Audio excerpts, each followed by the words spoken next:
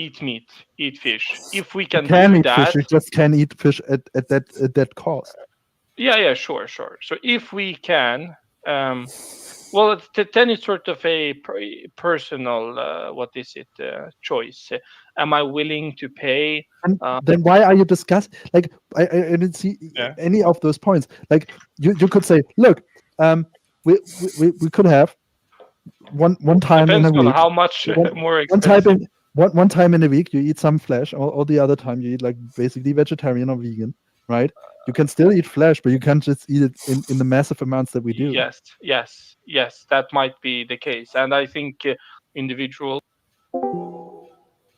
Because he's a gay person and Well, listen, hold on. From an early age, listen, hold on. From an early age, Dahmer manifested an interest in dead animals. His fascination with dead animals may have began when, at the age of 4, he saw his father removing animal bones from beneath the family home. According to Lionel, Dahmer was oddly thrilled with the sound of the bones made and became preoccupied with animal bones, which he initially called his fiddlesticks. So He occasionally searched beneath. Hold on. Searched beneath and around the family home for additional bones and explored the bodies of live animals to discover where their bones were located.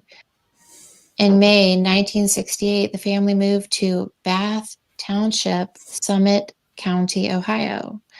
This address was their third in 2 years, and the Dahmers' 6th address since marriage. The home stood in 1.5 acres of woodland with a small hut a short walk from the house, where Dahmer began collecting large insects and the skeletons of small animals such as chipmunks and squirrels. Some of these remains were preserved in jars of formaldehyde and stored within the hut. 2 years later, during a chicken dinner, Dahmer asked Lionel what would happen if the chicken bones were placed in bleach. Lionel, pleased by what he believed to be his son's scientific curiosity, Lionel is his dad, demonstrated how to safely, hold on. Lionel, Dahmer's dad, pleased by what he believed to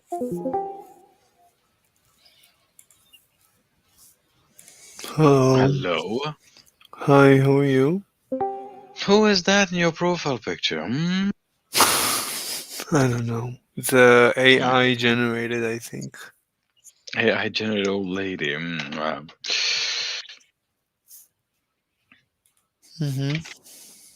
How are you?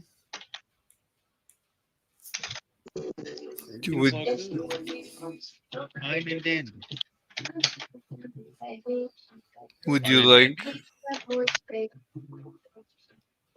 You mean?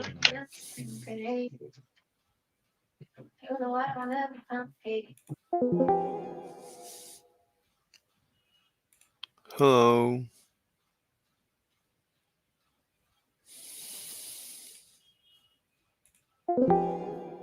Hello.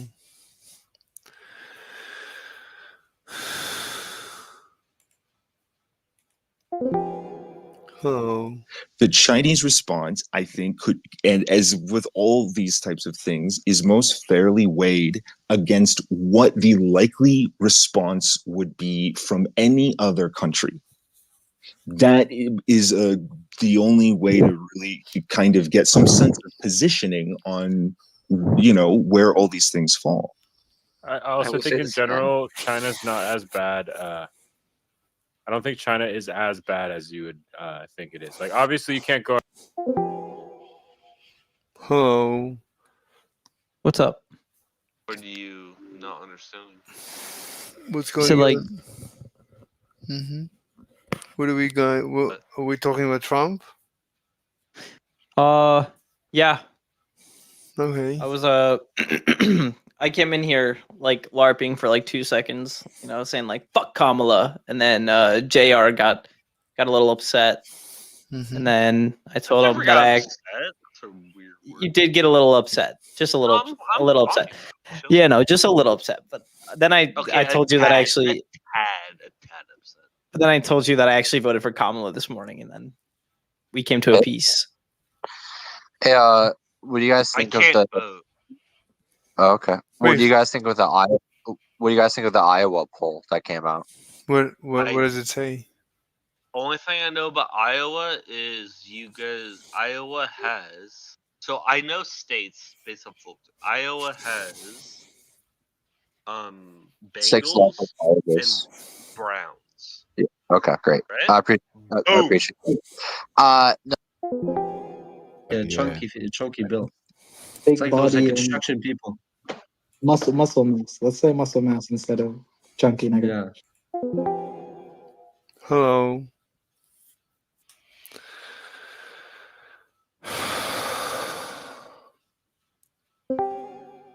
Hello.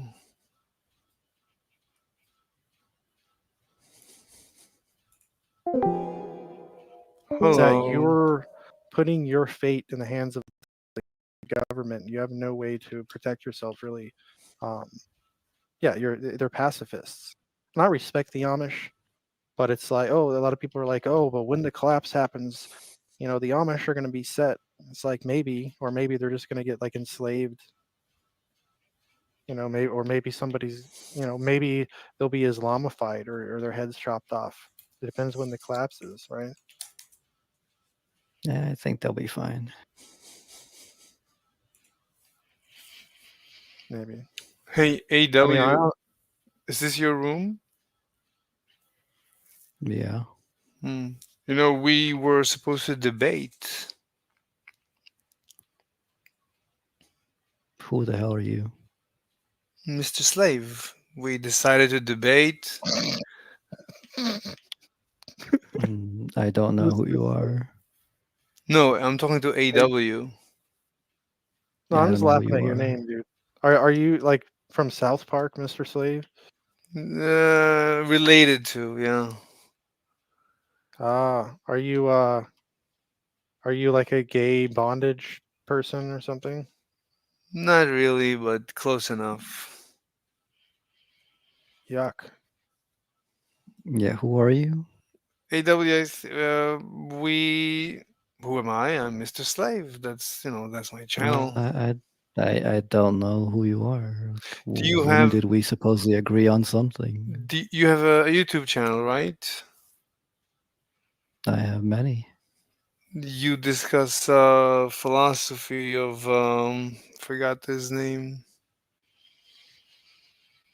I discuss many Hegel. things. You're an egalitarian. No, but I discuss many things. Wait, you don't discuss Hegel? You said I'm an egalitarian. Okay, but I was on your channel and you were having a discussion about egalitarianism, whatever. Hegel. When? I guess a couple of months ago, 2, 3, 4 months ago. A couple of months ago? Mm-hmm. No, I've never talked about egalitarianism on my channel. What are you talking about? Wait, what's your channel? You don't even know who you're talking to, do you? AW. I recognized your name. A.W. I remember. It might be another AW. What? It might just be another AW. Sure. Apparently, because I mean, he's saying stuff I've never said. Do you remember the same exact profile picture?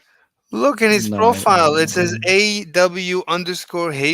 Are you kidding me? Jesus Christ. Jesus Christ. All right, now that I've exposed you as a liar. So we were supposed to debate and you ran away. When? I don't know. When you're having that day. You don't know. You don't know, and you're the one telling me. It's like, what the fuck is wrong with you? What are you, retarded? Why does it say on your profile Hegel? I told you you're egalitarian. You denied it. Look, you European sub-70 IQ mongoloid. That's all you got. I don't know what you're talking about. After you're exposed as a liar, that's all you got. You European 70 IQ. Mongoloid. What Okay. are you talking about? You're a And where are you liar. from, You said you're not an slave? egalitarian. It says on your profile, Hegel. What else do you want me to how much more do I need to expose you as a liar? Egalitarian. Egalitarian. Hegel. I told you Yeah, you yeah, were yeah, yeah. discussing You're not Hegel. funny. Go away, you Okay. Slav. Well, actually, yeah, your name's probably fitting. You are probably a Okay. Slav. All right. Anyway, Wait, why is Sounds wait, I like wait, it. how are they mopped the floor Slavs? with your face that time, and They're you not banned white. me. They're still people, but they're not white. Wait, what? Look, I'm not Wait, not white, being. so you Wait, know. wait. Oh, What he not? What is? muted me. What is not being white? What Yeah, he muted I'm just me. fucking make with us What a you. analysts? loser. I see you have a Dostoevsky picture. What a loser. Oh, Hegel. I don't know what you're talking about. Hegel. I never heard of Hegel in my life. Never heard of Hegel. Never in my life. Never heard of Hegel. Who is Hegel? Moment, every second, we should be following the way. And there's even something in Christianity where it says we're supposed to pray for discernment on that Holy Spirit. They chew on camel nuts whilst they're on top of the pyramid. You know? Almost above average, can't you tell? There's a slave here. Hello.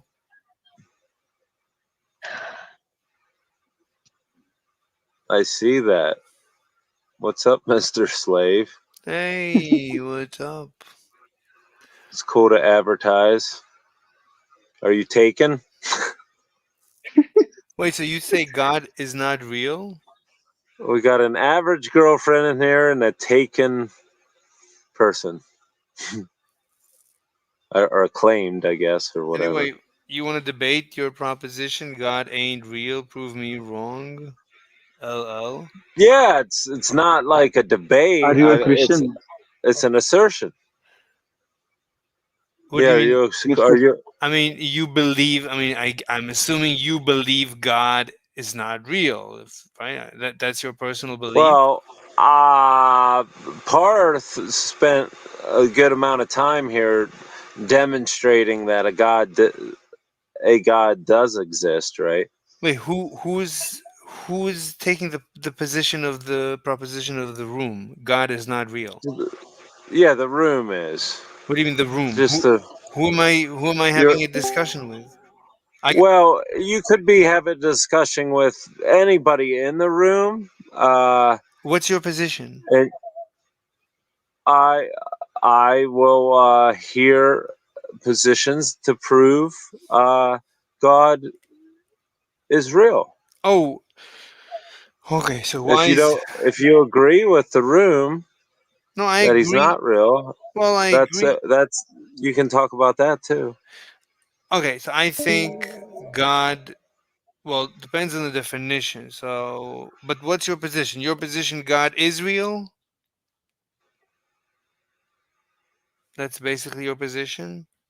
Well, my the room's position is that he ain't real. But what's your position? Well, if I debate you, if I discuss it with you, your position is not real. What do you believe? Yeah, a lot of definitions of God, they I believe. Like if someone asks you later on, did you feel pain? Are you going to say no, knowing you did? Or are you going to say your experience? Which one? You're going to go off of your subjective experience. Yes, it's your subjective experience. Reality is. Hello?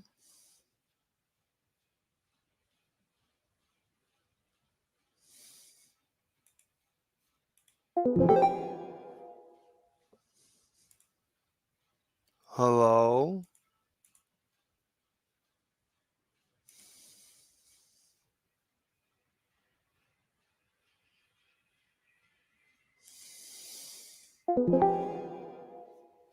Hello? Oh, they're not listening.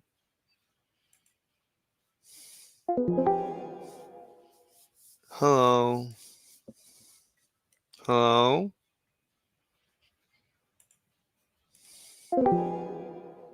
Hello? Hello? Hello?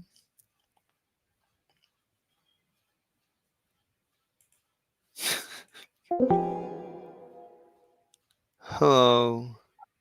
What's up, man? Hey, man. What's your position? God is real or not real? Our position is you can't prove the God thing. So can you do it? What?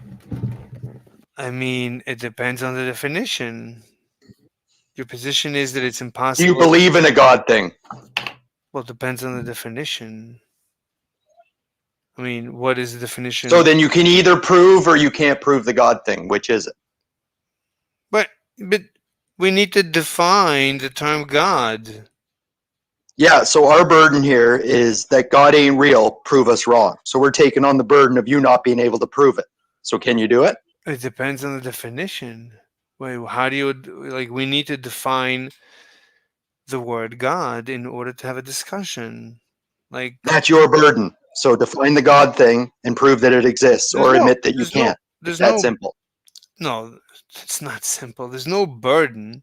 There is we have a proposition. We need to clarify the proposition so that we can have a discussion. So we each know what we believe, whether we agree or disagree with the proposition. And I've told you, I don't believe that you can prove the God thing. So I've taken my burden, the fact that you can't prove it. And you have yet to engage with the question. Well, so can you prove the God thing? So first, you sound upset, which I don't know why you'd be upset. I'm not like I don't want to get you upset. Like if anything, I want to have a nice. Not upset at all. Oh, that's good. So I just want to have a nice philosophical discussion. Look, in general, it's it's impossible to prove anything, right? You can't prove to me that 1 + 1 is 2, right? You just can't, because I'll just say that I just disagree, and there's nothing you can do about it. That's it. That's so. It's always so we can't reference reality, is what you're saying. No. I'm saying, like anything you try to prove. You just said that I couldn't prove anything, but I believe that reality exists. Do you deny that reality exists? No, I'm saying anytime you try to prove something to. And it sounds like we've proven reality exists. All right. Look, like I'm trying to have a nice discussion. I don't want to get you upset. I don't want to get upset. I don't like. I want to have a nice discussion, not an upsetting discussion. So all I'm saying is, in general, you can't really prove anything to anyone. If your debate partner wants to not be convinced, all they need to do is just say, "I'm not convinced," and there's nothing I can do about it. Right? If I'm talking to someone, But then we can talk about the justifications for why we don't and whether or not they're frivolous. No? Yeah, but look, the question is, what is honestly the purpose of a debate? So if the purpose of a debate is to really prove to the other guy something that they don't want to be true, like if they're in a cult and they're religious and they enjoy believing in God, then they're not going to concede that there is no God. And if they're But they have to admit that either their belief is rational or it is irrational. In order to hold a rational belief, you must have some reference in reality. No? Do you agree or disagree? Look, at the end of the day, when push comes to shove, anyone can say, I disagree. What are you going to do? Like whatever you say. Well, then explain to me what you disagree with what I just said about. How do you disagree with it? Like, but here, look, but the simplest thing, right? The simplest proposition is 1 + 1 = 2. That's like the simplest proposition. That's not the simplest one. The simplest one is I exist. Fine, whatever. So I can deny that I exist, that you exist. Yeah. So you deny that I exist? Are you a solipsist? Then you need to be able to explain what it is you're experiencing and what's happening in the current state of affairs. I would say that if you believe that you exist, then prove to me that you exist. You can't prove to me. So I'm not a solipsist. I believe that I exist, and I presuppose that the external world exists. Right, fine. If you want to have a fruitful discussion any further, we both have to agree on these basics. Do we not?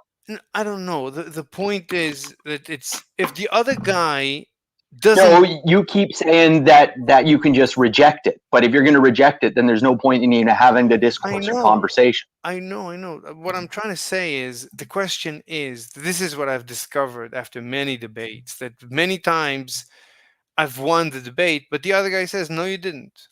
And there's nothing I can do. Like when I win a debate and the other guy says, no, you didn't. So you're not even willing to practice. Like, it's lame, dude. I'm here for a free exchange of ideas. I don't really care about the debate winning or losing. And if you have a better way of doing things, I want to hear about it. I know. Listen. This is deeper than, I don't want to win debates either. That's years ago. I've given up on winning debates. I don't care about winning debates. I care about the truth. And I care about what is really the purpose of a debate.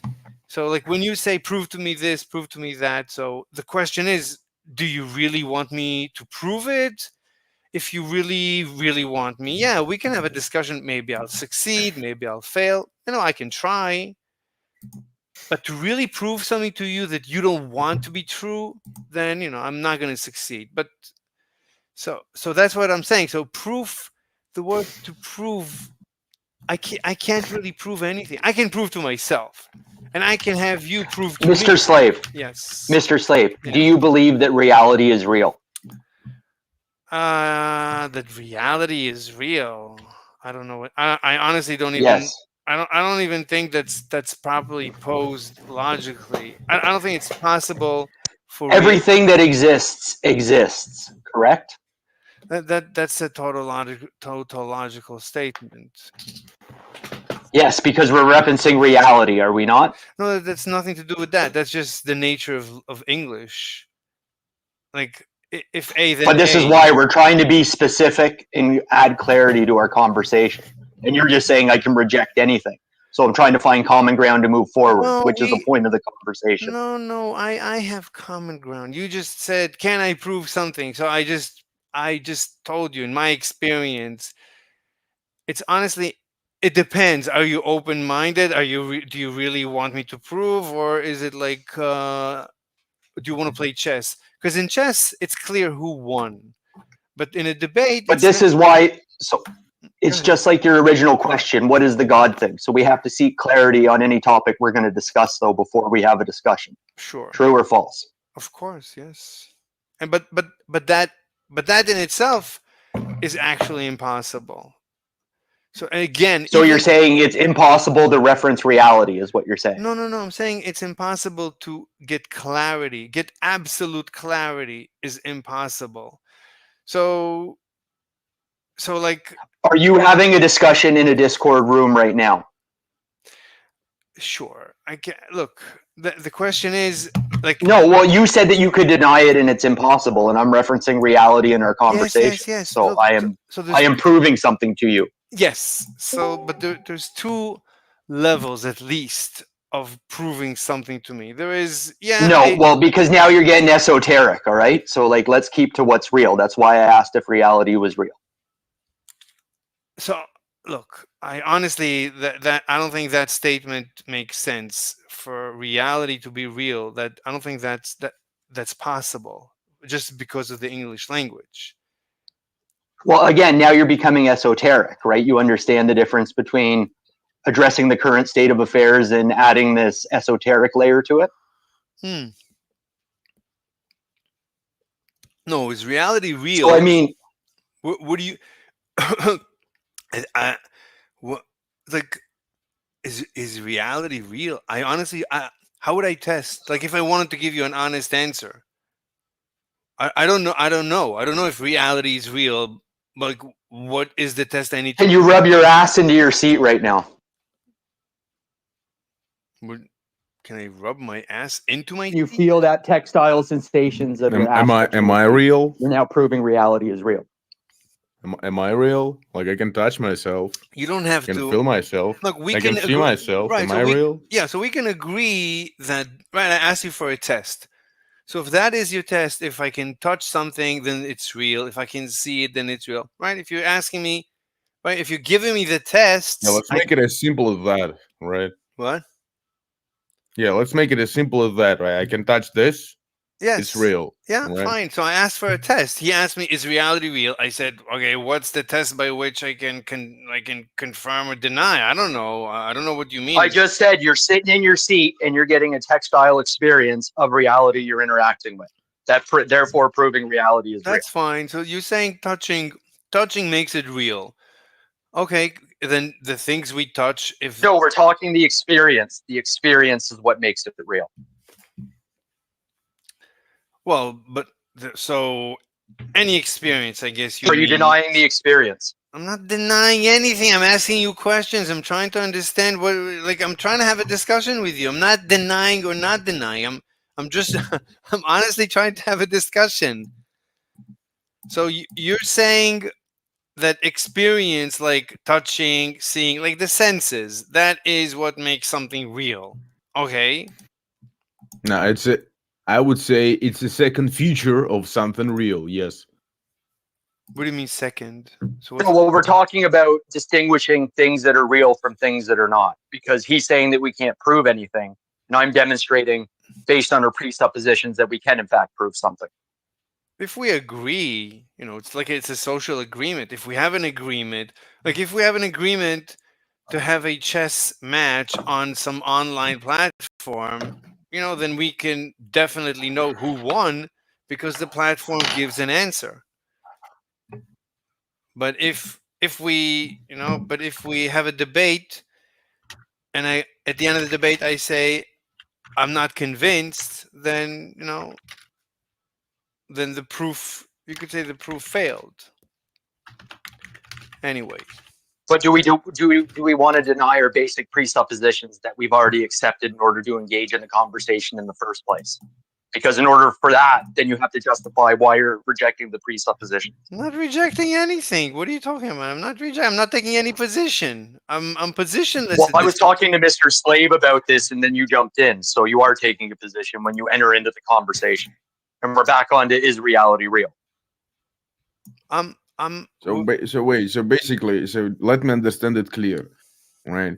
You dropping like the universal assertion, all right? The universal one, because you say nothing could be proved without any fucking proof.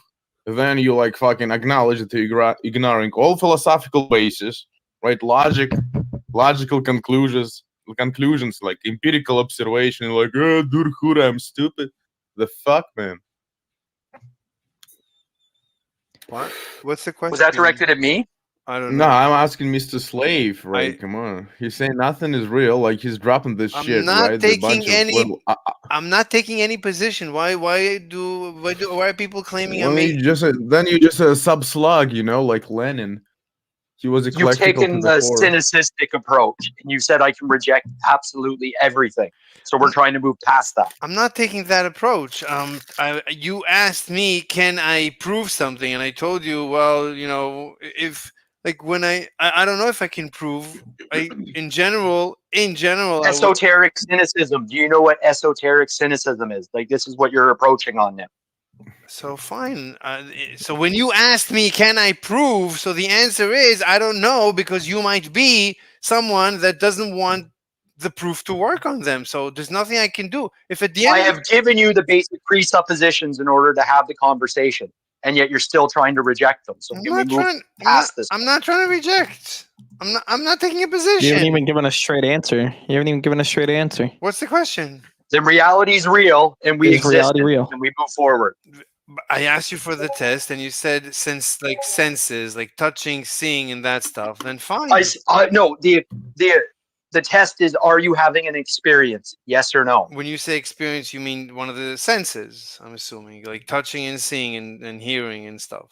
The whole thing, your existence, the I, the ego, it all, your toes, everything, is that part of your experience? But the only way I know I have toes is when I touch them and see them, right? I don't know if I have toes, because you're experiencing it. Yes or no?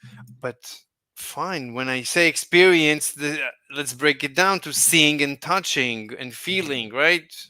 It's not just that, though, because you're also using your cognitive abilities, which is another part of the process. This is all emergent, right?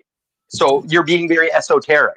No, just the opposite. I'm being very detailed. I'm saying when you say experience, I'm breaking it down. I'm doing the opposite of the direction. You're trying to be so specific that it becomes ambiguous and we can't have a conversation about it, is what you're doing. And that is esoteric, pure by definition.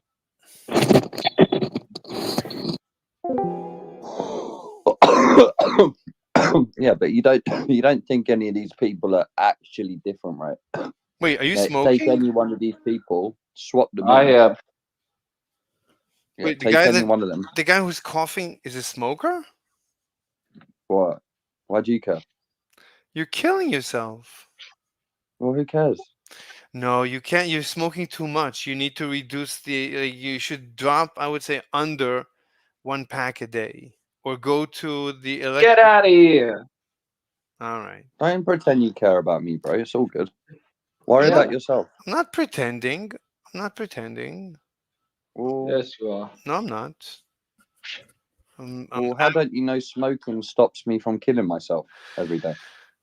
Look, I'm saying you can smoke. I didn't say don't smoke. I'm just saying like drop to under 1 pack, because it sounds like you're I smoking. don't even smoke cigarettes, so What? I don't know what to say.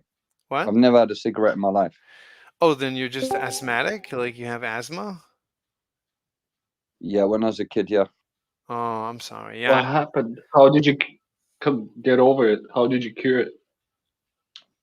I just stopped using any inhalers. You want to hear something unbelievable? That there's Is actually it believable though? no. Listen, smoking. Not believable. Listen, smoking. Listen to me. Try smoking a little bit. Try smoking. There's actual data that smoking helps with asthma. Because Can you provide that proof? I saw it on Are you television. prepared to go to court for this and under jury? Are you absolutely sure about this?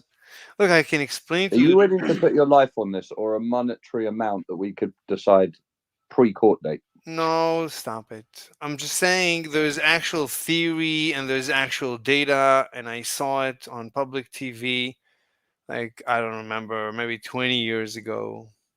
Very vague details, my Yeah. friend. What can I tell you? You know, I saw it on TV, and there was like a theory, and 20 years ago, and it was la la la. BBC production. You know, it's BBC like documentary, like Oh, sciencey. it's got to be true then. Look. Yeah, if it's BBC, then it's definitely true. Anyway. Yeah, they never swerve anything for agenda. Hello. It's like every place on Discord is so mean. Everyone on Discord is just like, come to Discord to be mean. Everyone here is mean. Couldn't understand basic English many months ago. Didn't follow directions. Fumbled like a retard on VC, where you ignored everything I said to spill subwit Reddit canned points. Yeah, no. Yeah, no, he's not gonna debate me. Of course, you're not gonna debate me. What a loser. Oh my god, what a loser. What a loser. He like pretends like his profile, and he teaches philosophy. Oh, what a great philosopher. And people come to him to hear his philosophy. You listen to his philosophy, you think it's Jesus Christ on the mountain giving the sermon. It's like you cannot follow what he says. So, oh, it's so esoteric. Oh, it's Jesus.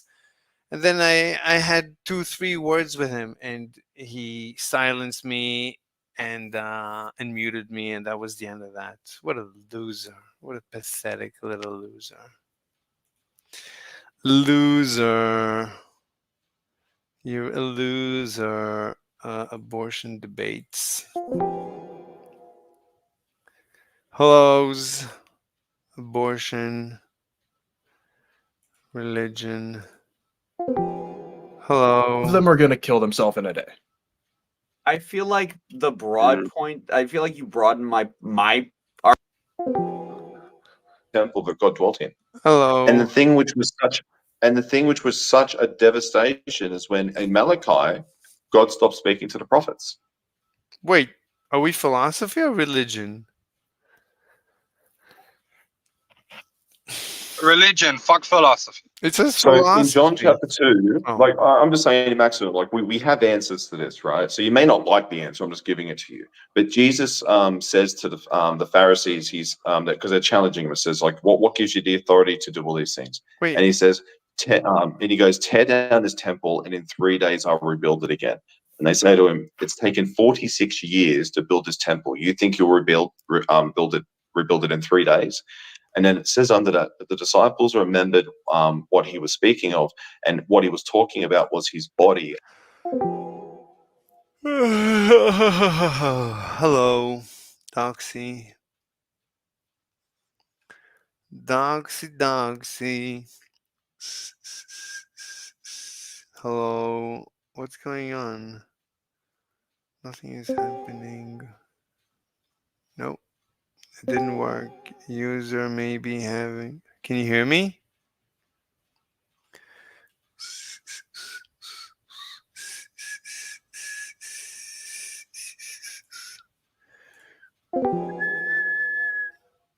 Hello, chill chats. How are you? All right. That's good. You wanna debate? No. What is there to debate about?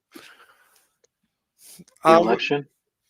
Yeah, we can debate anything you want. I'm like a super. No.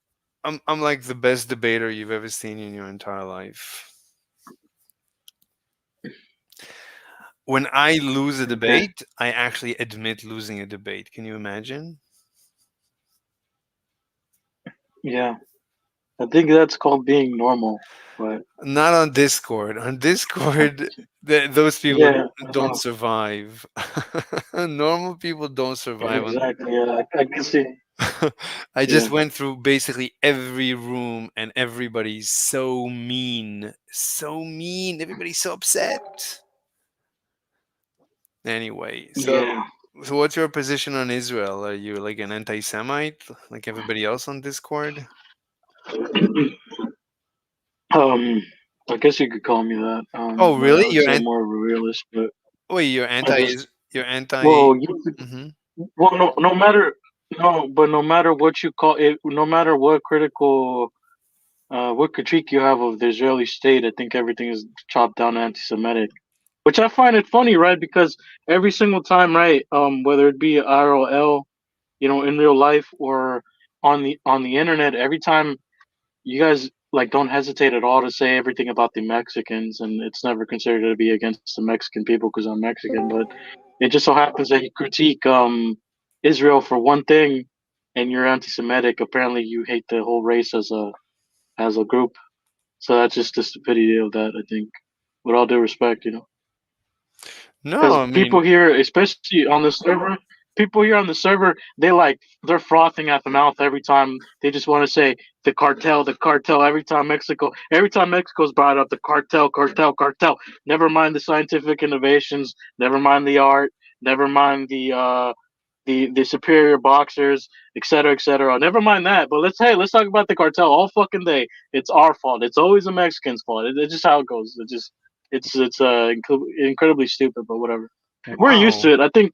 I think I'll end with this. I think the Mexican people, we know how we are seen as in the world. We're not asking for any favors. I don't think we'll ever get any favors. We're just gonna press on. That's it. You speak But Spanish? anyways, back to the. Yeah, obviously, yeah. I don't know. Like, there's like I don't know if you can be a Mexican, like not from like you can be born in America and not speak Mexican Spanish. Yeah, no, I speak Spanish. Awesome. I speak Mexican Spanish. Yeah. Awesome. But anyways, the Jew question. What about them? I don't personally. I don't agree with what they're doing, but yeah, that's just my position, basically. Let's hear it. Let it out. I want to hear what you feel, and let me try and tell you what I feel. Well, basically, I don't agree with what they're doing. I think what they're doing is genocide. I think they shouldn't be there in the first place. For whatever reason, the world is giving them an opportunity to, I think, to do what they want to do. I don't know for how long that's going to last, but I ultimately disagree with the way they want to bring about their state. There's a lot of Zionism. I think is a problem. Other than that, I don't necessarily care for them. I just, it's pretty hypocritical that because look, man, I'm not even I'm not always around Jewish people, but every single fucking time they talk about anything, and this is always, whether it be in our, once again, right, in real life or not, because I've been to the States and I met some of them there, talked to some of them there, but every single time especially like the rich Jewish Zionists, like the leftist liberals, they always talked about the Holocaust. Always, every single. You're talking about turkey dinner, they want to talk about the Holocaust. You want to talk about a book, they want to talk about the Holocaust. You talk about soccer, football, like a Mexican team, a Mexican national team, they want to talk about the Holocaust. So it's just fucking disgusting that their people suffered through what happened, but then they're gonna impose and justify their actions on it. I just find it pretty ridiculous, but I don't know. I think I've lost faith in the Americans as a whole because they're supposed to be the people. Not that I believe the idea that they were somehow the protectors and arbiters of freedom and truth, but at this point in time, it just it shows me more than enough to never trust them. I think the Mexican people as a whole feel the same way. We never trusted them. Wait. Now we for sure don't trust them. Hold on. Yeah. That's a mouthful, as they say. No, yeah, sorry. Go ahead. Just go one at a time. Okay, yeah, one at I a don't know what you want time. to address. Yeah, one at a time. Let's start from the beginning. All right, so just give me one short sentence. So, how do you feel about you know what? Let's go with the Jews. Let's forget about Israel. How do you feel about the Jews? Short sentence, not long. Just because I need to be able Yeah, to. We need to. I want to yeah. make progress. Me. Hmm. I have issues with the Zionist Jews. I think the vast majority of them that have societal power, they're not good people. I've had the misfortune of doing business with them, and to the letter, they're exactly what they're described as. Yeah, very, very power hungry, money hungry. I don't I don't have good faith with them. I don't trust them. Yeah, Tell me. I don't Okay, think they should be eradicated. I don't think they should be eradicated, but tell me about yeah, your I think experience. so. Is this for real? You really had an experience with Yeah, Jews, and it yeah, was with business, yeah, for sure. In business, okay. yeah, it was terrible. It was just as they describe it online, like literally. And look, don't get me wrong. I'm coming at this. I'm coming at the agreement. I'm coming at the obviously it's business only. I'm trying to make more money.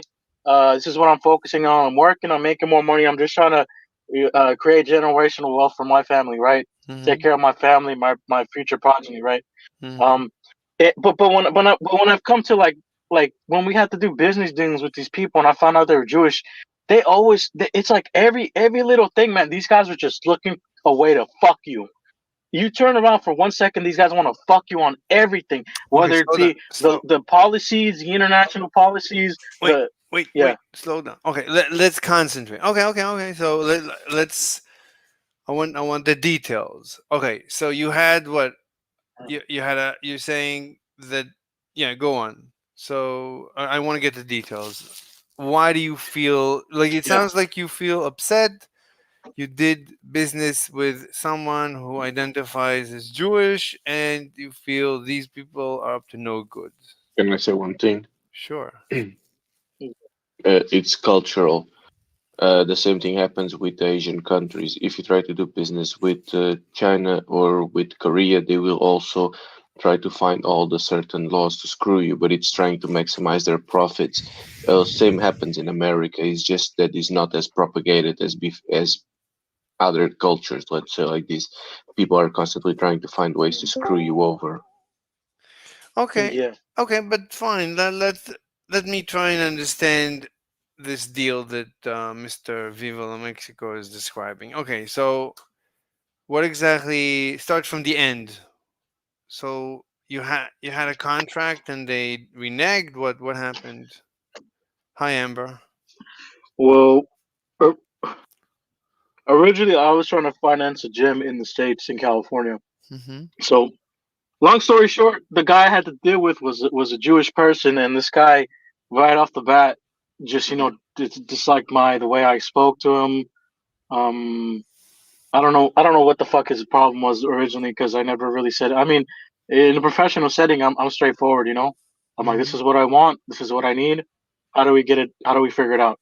And long story short, I was trying to finance a gym because in my family, there's like I already have a lot of my brothers and siblings are amateur boxers, but it was just something I was working on the side. But point being, nothing serious, nothing crazy. But this guy was just fucking. It was just a pain in the ass dealing with the bank and the dude himself. And I was like, look, man, what like, and then what pissed me off? The comments every single time, everything about Mexico. All of a sudden, this guy's like talking about Mexico, like, oh, can you believe the Mexican people this, the Mexican people that? And it got to a point where I had to really check this guy, and I was like, look. Okay, hold What on. the fuck? What the fuck does my money? My money is green. Look. My money is green. I'm telling you exactly what I need. Why the fuck are you making this so hard? Because the guy all of a sudden said you need to pay county fees. You need to pay the association fees. You need to pay this and that. And I'm like, and I looked everything up, and I'm like, look, what you're telling me on the table originally, right? And I was very cordial about everything. It was not true. 99% of the, or I want to say maybe 8 out of the 10 things that he said I needed, I did not need at all. And this Hold fucking on. guy, flat face, Wait. fucking lied to me. Wait. It was adamant and All was right. fucking vicious. Hold Was on. vicious at fucking. All right. Yeah. Hold on. So you're saying okay, but how do you know? Like, okay, so maybe as far as he's like, I'm trying to see it from his side. Like he's doing business and he's being like But he honest. lied. What do you mean he lied? No, but he's not being honest because he lied. He was saying that I needed to pay certain fees to basically have the gym that I was supposed to have, right? And he was saying it's a long story because it's very convoluted because like first of all you have to deal with the county, then you have to deal with the people that are in charge. The association gets in some of the amateur associations that are around. If they're in that jurisdiction, generally speaking, they'll also need permission. But long story short, this fucking dickhead motherfucker was trying to have me pay extra fees that I did not need to. And when I confronted him about it, this fucking guy. Hold on. Okay, so did he make money? Because it sounds like he told you to pay fees, but not to him. He was trying to he was trying to make money. Yeah, no, he was trying to make money off of me to the bank. But I was like, hey, I don't need to pay you jack shit. I just need you. Wait, hold on. I'm trying to understand. So, but it sounds like he told you to pay fees, not to him, to the county or whatever. He didn't. No, but this guy was gonna get a cut out of that. This is what I'm trying to say. What he was trying to set up, because I let her figure out in the paperwork that I didn't need to pay him anything. Hold on. Like I said, 8 out of the 10 things I needed to pay, I just needed to pay to the county. That's it, like a property tax essentially. Okay, but I'm confused. Yeah. Like he tried to cheat you. Yeah, this asshole tried to just because like he thought I didn't know the laws and I didn't have my own. So you So he tried to take money from you for no reason. Not for no reason, just to pay, just to give him money, just so he could have his money. But you're saying that he needed the money to pay the fees to the county for your license. No, but I didn't need him exactly. That's what I'm trying to tell you. He was making it seem that I needed him to do the transaction when I could just directly go to the associate or to whoever as a he was trying to be the middleman in the situation. Okay, which I later found out you don't need to do that. Fine, but that doesn't sound like he's trying to cheat you. So how is that not a scumbag behavior? What? So let's say if I put a Mexican guy there, right? Let's how is that not a scumbag shit? If I'm trying to take money from you when I don't need to pay you anything, how is that not scumbag shit? Because I guarantee you, if there was a Mexican in that position, you guys would fucking You guys would say the exact. You guys would be like, "Oh, what a garbage piece of shit human! He was trying to take money from me when he didn't need to pay him shit." You know what I'm saying? Does that make sense? No, I'm 50% on your side, 50% on his side. Like, I don't know. He's trying to be the middleman. He didn't. I mean, Yeah. that's not like straightforward cheating. That's like he's trying to be a middleman. All right, okay. So like, so is everyone. Who's not? Like, Yeah, nah, but that's bullshit, man. You're not gonna take my money or something like that. Fuck that. You can kiss okay, my ass. so you ended up not doing the deal with him. Not with him, no. I later figured out a way to just open up my own shit. So And everything. with partners, that was it. So your gym now is Everything's squared its way out. Everything's good. Yeah. Did he give you any hard time? Yeah, pretty much.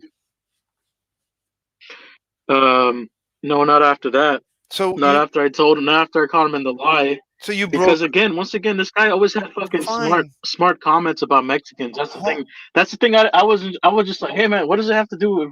Okay, I'm Mexican. Who gives a fuck? But that's Who not. cares? Who Wait, gives we're a not, fuck? Fine, we're not talking about that. So once you told him you want to break up the deal, so he just walked away. No, he still tried to. He still tried to get it. He basically tried to like have me pity him, and then say no, it was a misunderstanding. No, well, look, this is what I meant. And then I told him like, hey, you told me something entirely different, so I don't know what the fuck you're talking about. I could Like what you say doesn't. He was still trying to save it for himself, but I told him like to fuck off. Basically, I said no, no deal. Suck my dick, whatever. Okay, but you're saying he just walked away, so you ended up losing nothing. No, because I eventually figured it out. Like I said, I just got the basically paid the property tax, set the place up. And Sure. Did you lose any money because of this guy? no, I almost did. If I didn't do my research, if I didn't think about what he was saying, he would have robbed me blind. Like the Robbed you? fucking It cocksucker doesn't. that a lot of those people are. Okay. All right. Okay. So that's your experience with a Jewish person, Yeah, multiple experience. I have multiple experiences. and they're all but that's one of many. Yeah. they're all as bad. Yeah, they all wanted, some money. They all cheated the laws. They did exactly what a lot of them. I'm not saying this is everybody, right? Because I'm aware that I'm not gonna say every single Jew is like this, but a lot of them that are in business like that, they're pretty weird, pretty difficult to deal with. You know At every that's turn, called business. Nah, that's not called business, man. I don't do business like that. I have no issues like that. Okay, That's completely stupid.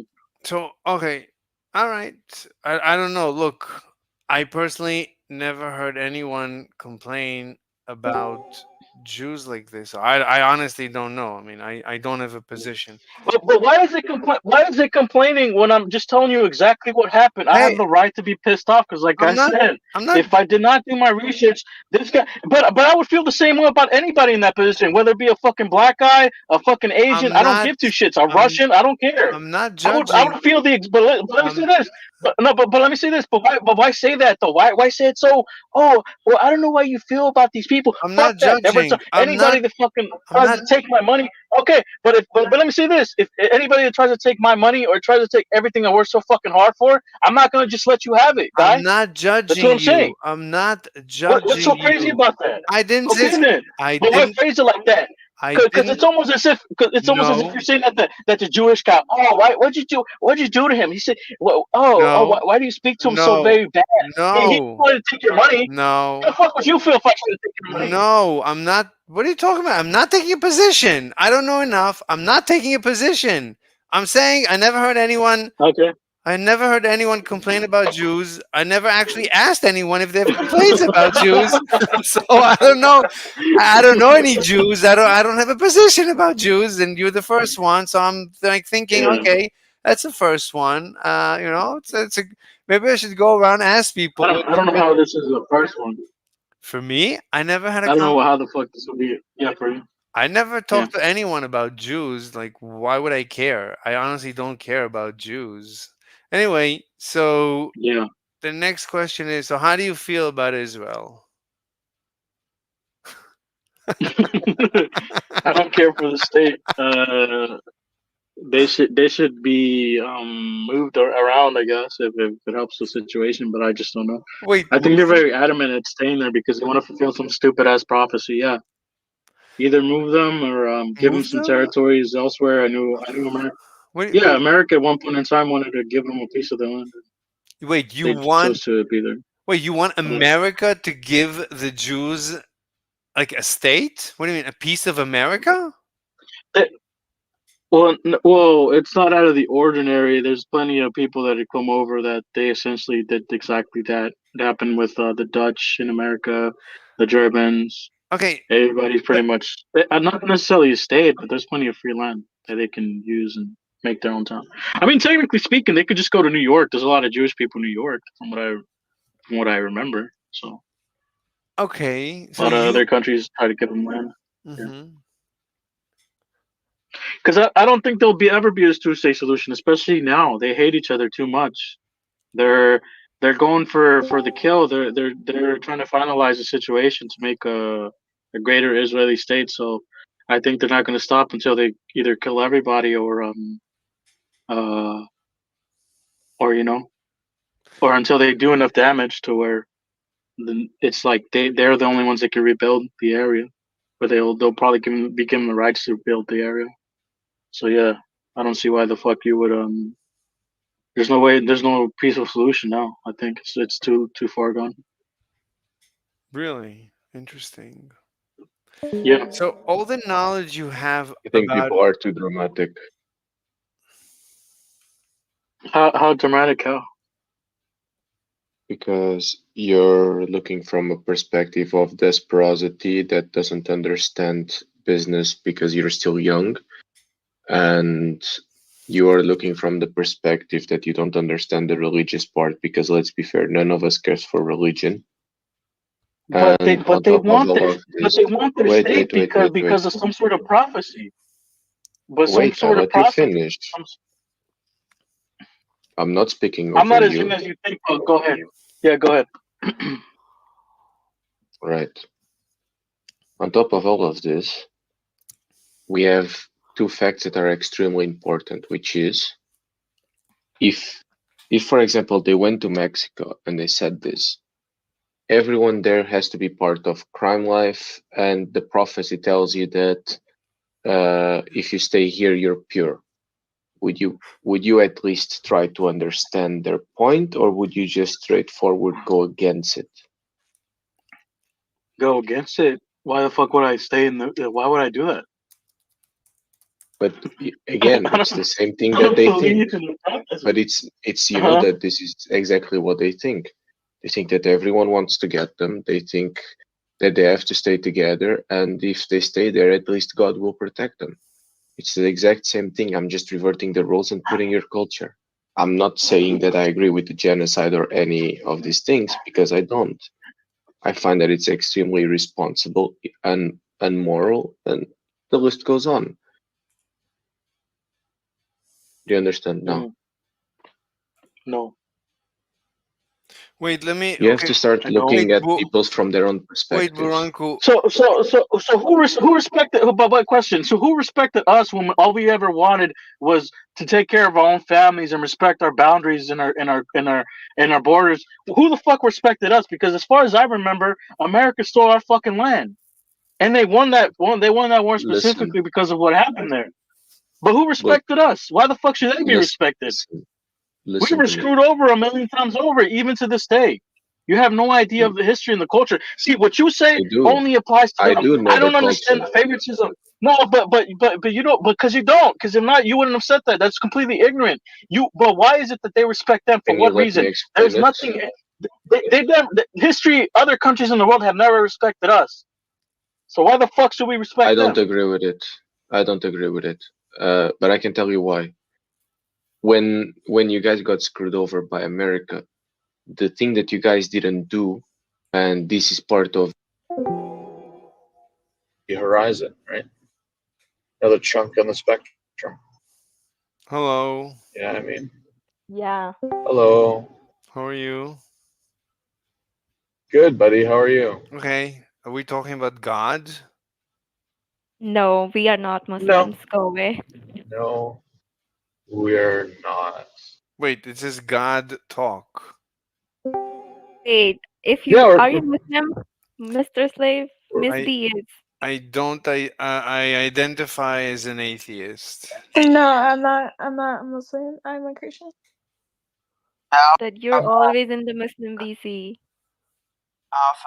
I'm in a Muslim VC because usually I talk to them at, like Islam and ask them questions about their religion. But I'm not. I'm I not just biased. wanted to, can I quickly Okay, just alright. say, can I quickly just say something? Sure. What? Alpha.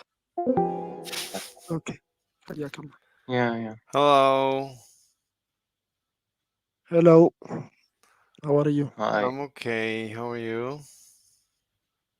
Alhamdulillah, we are good.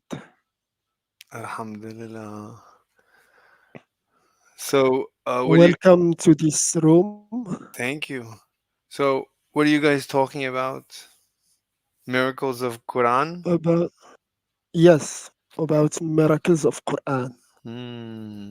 Very nice. Do you know some of the miracles of Quran? I am an atheist. I don't believe, I'll tell you, I have to be honest. I don't believe in God. I don't believe in miracles. I don't believe in Quran. I read a little bit of the Quran. Okay, but the question is not do you believe in Quran? I told you, my question was, have you heard about miracles of Quran? No. Okay. You want to see some of them? I'd rather talk about quantum mechanics, to be honest, and modern physics. Okay, sorry then, because the topic is about miracles of Quran, not something else. Oh. Okay, so I'll leave. Thank you. مع السلامة. Hello. Yeah.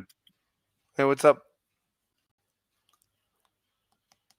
Well, Mhm. I was banned from PC out of nowhere, but I don't know what it. Wait, which VC? There's like 100 VCs on the server.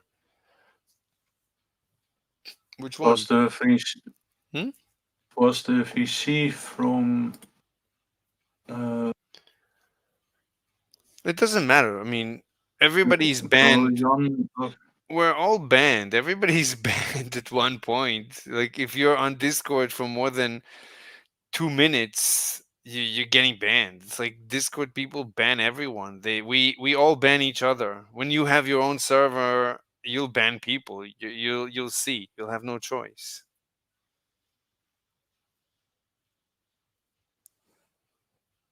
Like, don't take it too hard. Yeah, but most of it is like most of it is with reason, and like this ban just wasn't reasonable.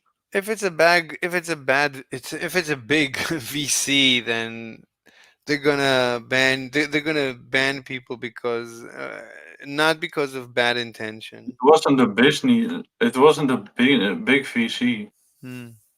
Anyway, don't worry about it. It doesn't matter. It happens all the time. Maybe you're too smart. You're probably too smart. I see you have a brain image in the emoji of this room, and you're saying you're dumb. Yeah, so you're probably too smart for most VCs, so they don't like smart people. They want to be the smart ones, and if you're too smart, they'll kick you out. Like, don't be smart, be dumb. Like your room says. Anyway, so what are you up to? Well, what do you believe in? You believe 1 + 1 is 2? Yes, I do. Okay, I believe whoever believes 1 + 1 is 2 belongs to a cult.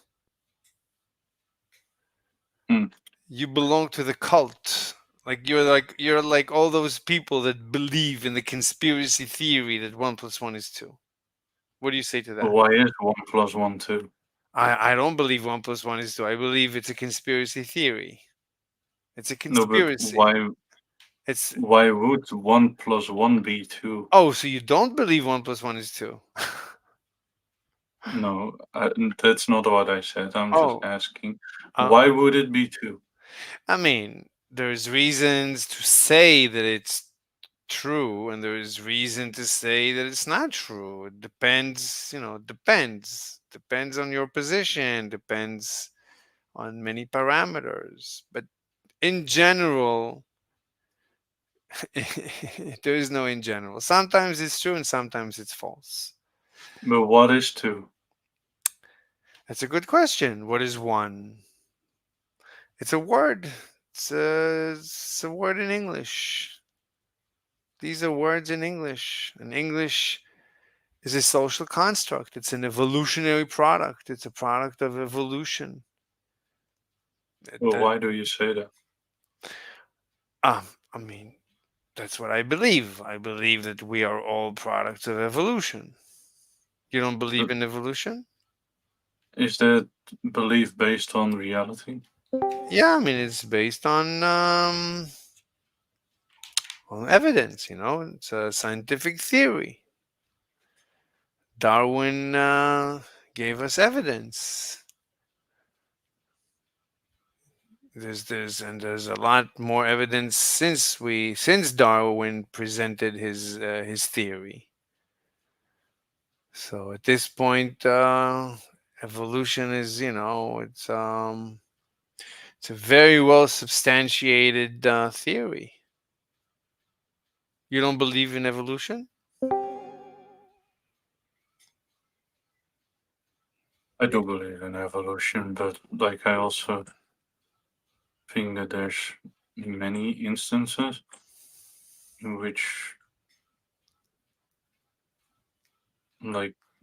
what is being told turned out not to be. I can barely hear what you're saying. Yeah, Do you want to it's talk? difficult to explain. Do you want to talk? Because I'm not sure you want to talk. That's what you are making now. That's what I'm making? What do you mean that's what I'm making? That you made that shit up just now. I made what shit up just now? I'm asking you if you want to talk. Like you're not very talkative. Yeah. Hmm?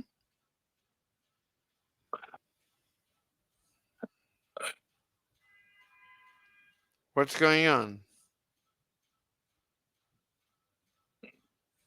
You said if you think that 1 + 1 doesn't equal true. No. But no, I said it depends. 1 + 1 doesn't equal 2. You said.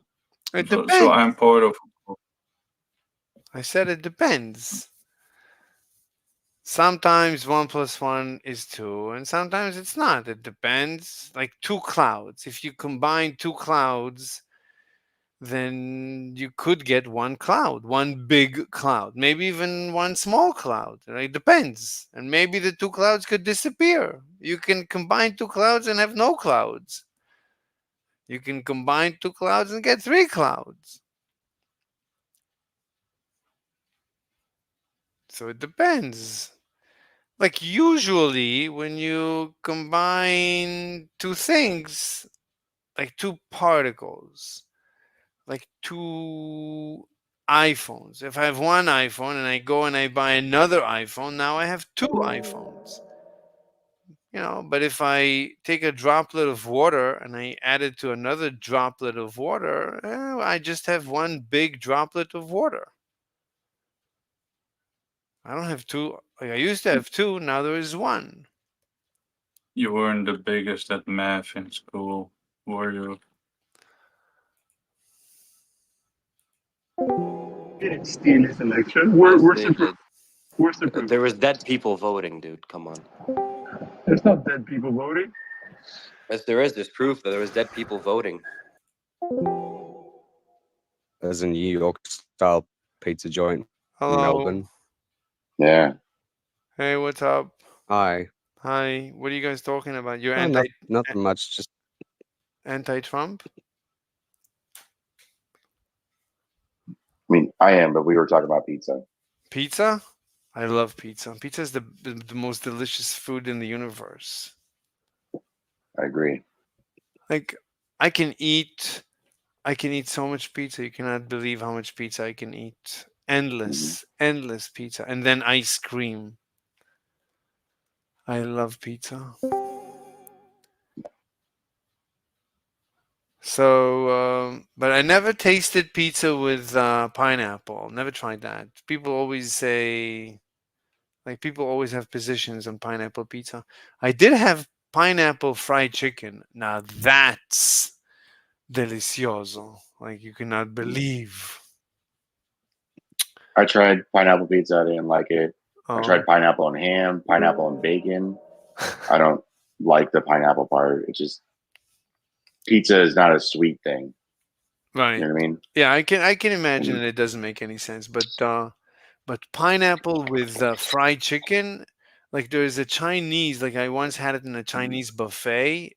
I can literally eat at least a pound, maybe two, maybe three in one Yeah. meal. Pineapple and ham is amazing. Oh, I never tried that. Wait, so you're anti-Trump or not? What's your position? I am. The other dude's Australian, so that's why we were talking pizza. So you're American I am. and you're anti-Trump, so you're voting for Kamala? I already did. All right. So it's too late. I can't save you now. No need. So you voted D like across the board? In my state, yeah. Hmm. Because there's only a few elections that are partisan. Most of them are like judges and things that are nonpartisan. Hmm. So wait, so why are you anti-Trump? I think Harris would be a better president. Oh, then you're not anti-Trump. You're like me. You're like half and half. Just that Trump is a little better. I think Trump is a little better. I mean, they're both. I do not think Trump's a little better. Oh, so you I think? think Trump is a lot better. I think he's wildly not. He's an idiot. Okay, I agree that he's okay. Everybody, I'm an idiot too. That doesn't matter. The question is, what is the policy? So, which policies don't you like of Trump? So, I'm assuming you're like a mass deportation when it comes to immigration. His idea of trying to pull out of NATO, when it with wait, when it comes to foreign policy. Okay, and one by his one. idea like on terror. Wait. Which one do you want to start with? Yeah, pick one. Like, what are you most adamant about? When it comes to policy, Yeah, which policy? I think his economic policy is trash and it's Okay. haphazard. It's something that's very like rhetoric based and not necessarily like taking into consideration the consequences of it. Okay. Just tell me what it is in short. Like, give me a short, like in one word, 2 words, like a short synopsis. What is his policy? Because I honestly, I agree, he's erratic. I don't know what his policy is. So what in his economic policy do you like? Do you agree? Don't agree? One thing, because it's a lot, so it's hard to make a synopsis because it's based off of a bunch of things. But one major thing in particular, is that he's trying to do like a blanket tariff on imports, right? Okay. And Okay, I got it. Okay. All right. So what's wrong with tariffs? Why don't you like tariffs? It's not that I don't like tariffs. It's that how he's approaching tariffs, the blanket import tariff I that wouldn't he's say trying that to that's a do. problem. Yeah, the blanket part. Like tariffs make sense. Like I'm not against tariffs, but he's just like, oh, everything tariffs. I don't. Tariffs are inflationary. They increase costs. Wait, what? For the consumer? That is true. Wait. What? So you're saying you're against tariffs because they're inflationary They increase. Which one do you want? I'm against. Inflationary or increased cost? Well, the inflationary part makes the increased cost. Yeah, that's a result of the inflationary thing. But hold on, No, inflation. it's called a built-in inflation. What? Wait, No. hold on. So inflation. You know that means you're inflating the money supply. Sorry. Hang on. Mm-hmm. Go ahead.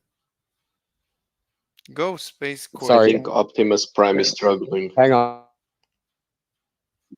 No. You're roboting a lot. He lost his connection. I think he became Optimus Prime. Yeah. Optimus Prime. He's back. Yes, Corgi. What do you want to say? I was saying that when it comes to Oh my God. Tariffs, it's not like if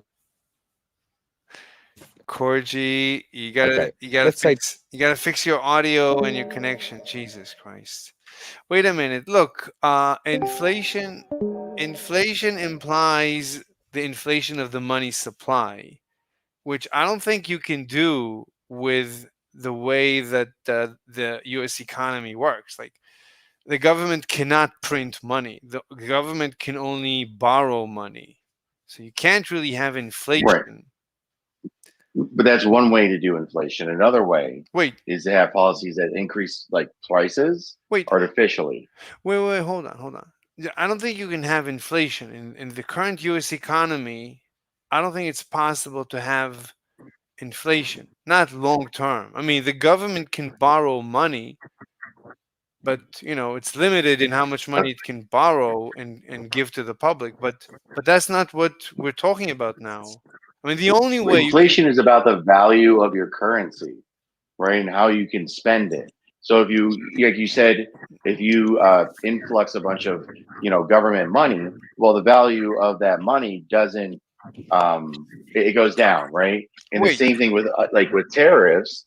If you increase the cost of everything, your value of your money goes down. Wait, hold on. Because you're not increasing the not increasing the ability for the dollar to have strength. So that's the inflationary part, is lessening the strength of your currency. Wait, hold on. So like what Trump and Biden did after Schmovid, that Trump basically borrowed money from the Fed and injected money, and by giving it to people, helicopter money, and then Biden did the same. That, you could say, created some temporary inflation pressures because they inflated the money supply. But the government, okay, fine, they did it. But how is tariffing like inflating the money supply? Because that's the only way inflation works. It's not just one thing where inflation is not only increasing the supply of money. There's other ways to have inflation happen. Yeah. Right. How else? The whole point of inflation, like they were saying, like with tariffs, where you're creating economic policies that lessen the value of your currency. But that's not right, and increasing. No, hold on, guys. Inflation is just an increase in the general prices of goods and services. There's a couple of ways that can happen. Either by supply shocks, which happened during COVID, right? There was supply chain shocks. So there was this huge demand following small amount of supply, prices will go up and you get inflation. Now, there was also injections of money. Hello.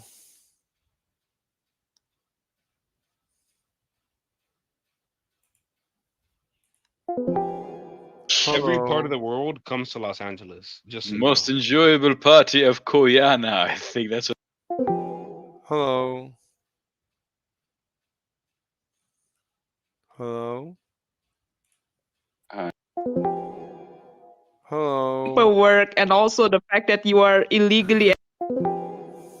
Hello. Considered to be like the theory. Right, Basically, there's like an internet Hi. plot by the Zionists to steal enriched uranium from us. Are you right? streaming this? Are you streaming this? What? Is this on stream? This is on stream. Crazy. I mean, he's like, I mean, to be honest, with as much Let me see if I Hello. got the camel. Nah, not yet. You call I think there's a lot of truth to that. Wisdom of the elders. And I think a lot of what Catholicism is this like this compilation of stuff. So like you may confuse, but I'm not like that. No, Like it's not those. just that. There are the I think it's rakias and then there's snacks of the future. It's two different types. No, I'm just it's joking. There's even probably more, maybe. it's even But more of a cult than Christianity. I'm not in a cult. That's a song in a lyrics No, in it. okay, But you're not in it, listen, but you subscribe I'm to their belief I system. I subscribe to the understanding that I can question things. Hey No guys. harm in that. Hey, what's up? Oh hi. Do you want to talk Hi. about Einstein? Oh, with just from the high guys, I got that. Do you know how good that is? I'm quantumly entangled to your voice. Do you understand what's happening here? And you're quantumly entangled to my butt. Mm-hmm. Anyway, do you want to? I didn't say that out loud, at least. Do you guys want to talk about like science, physics, and stuff? You know, I had a debate yesterday with a legit Stanford PhD atomic physicist. Stanford. Yeah, Stanford, like legit tapioca weasel. It's on my channel. I debated him for like 2 hours about my latest paper that I disproved the entanglement. Yeah, I'll give you the link. Oh, and was it at the end of the day? Was he like, "Hey, you're just calling one thing another thing"? Did he say that at the end? Oh, it's because you didn't have a moderator actually stepping in to be like, "Hey, you're repeating yourself forever." The guy just like crumbled. I feel bad for him. You shouldn't take advantage of people like this. Let me get you the link. So I'll put it in the side chat. How to resolve quantum? Are you going to hold? Are you going to control? Are you going to control copy and control paste? Or are you going to? Or are you going to do it with the mouse click? Do you want to narrate any more about what you're going to do to this link that nobody's going to click? Good morning, Mr. Safe. Sorry, excuse me. Smoke in the face to the kitty. My back here. What we looking at? What we doing this morning? What's happening? What's the lecture or the information at play? So I debated. And begin. I debated a PhD physicist yesterday in the Globe server. Oh, this would be interesting. Globe Gangsters? Yeah. Is he a real PhD though? Physicist? Yeah. Like, do you know that for a fact? How you know that? Citation, please. No, because sometimes you're right, Stacey. Sometimes people will just put like a PhD in front of their handle, so don't be victim to that. Doctor, y'all, doctor this, PhD is one. like, I see it all the time. Don't mean shit, Yeah, some Mr. Slave. doctor. Are you a slave? Are you a mister?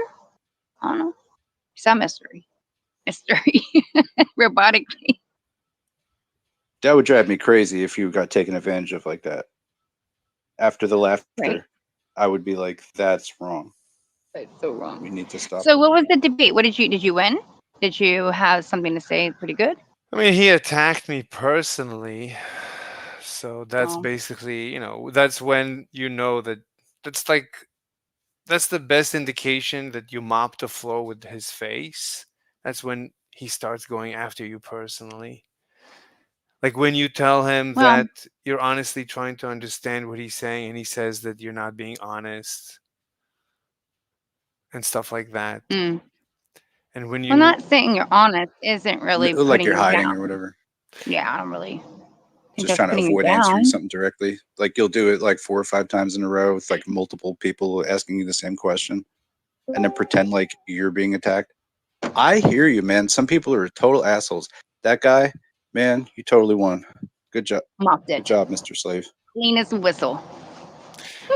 like, as long as he's debating the topic, then you could say that he has at least something to say. But once he stops defending his position and starts coming after you personally. That's it. Well, but he's not coming after you personally if he says you're being dishonest. He's saying if possibly, I didn't see you saying a factual statement, but possibly a factual statement. He's stating maybe the obvious. And he's like, I can't get any further with you if you're not going to be honest. Now, personal attacks would be nothing because I don't know you. I can't give you personally one, hun. So I'm just making this up. But I'd be like, your mama, right? Your mama is an ass, or your mama is this, or you this, or you got a disability. He didn't personally attack you. You know what I mean?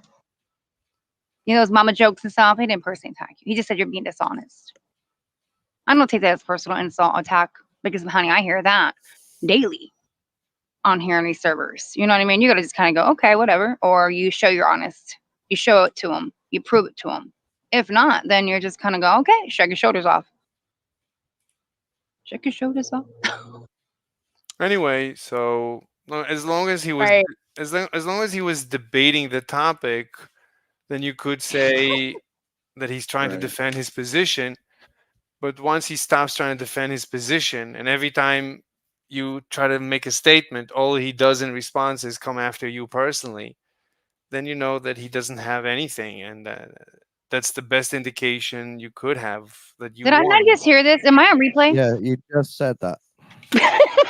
Thank you. Like word for word almost. Right. I'm You're like, kind of like wait now a minute. obfuscating around like what she said and then asking you direct thing. And then you're like, oh, yeah, I'm going to default to the thing I Oh, yeah. just said. Thanks, man. This is good. You can just say it fucking once, dude. You know, we've had our coffee already, dog. Oh, look, They're it's a so, party they're now. so Jesse's retarded. here. I'm gonna have to What up, repeat my Jesse? last paragraph. Hamburger and fries. Hamburger and fries. Good morning. Good morning, honey. Oh, it's a wild one in here. Wild, wild west.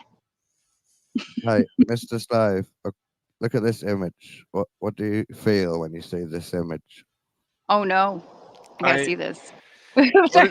Put it in the side chat. It's in live stream 1 text. Remember how we had the issue before? Live stream 1 and text. Let God us know bless exactly what America. you're doing. You're doing it. And free.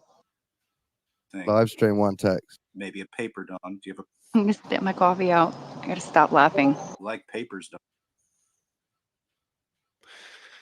I just can't. Anyway, so I wrote this paper. So I was watching Don Lincoln. Right. You told us you wrote a paper twice. So Don Lincoln he says in this video, if you watch it, he says that he was giving a public speech, and he was asked, what is the weirdest thing in physics? Okay. What'd he say? So he said basically the following, and he described an experiment that he simplified the experiment of the Nobel Prize that just won for Bell's theorem. Okay.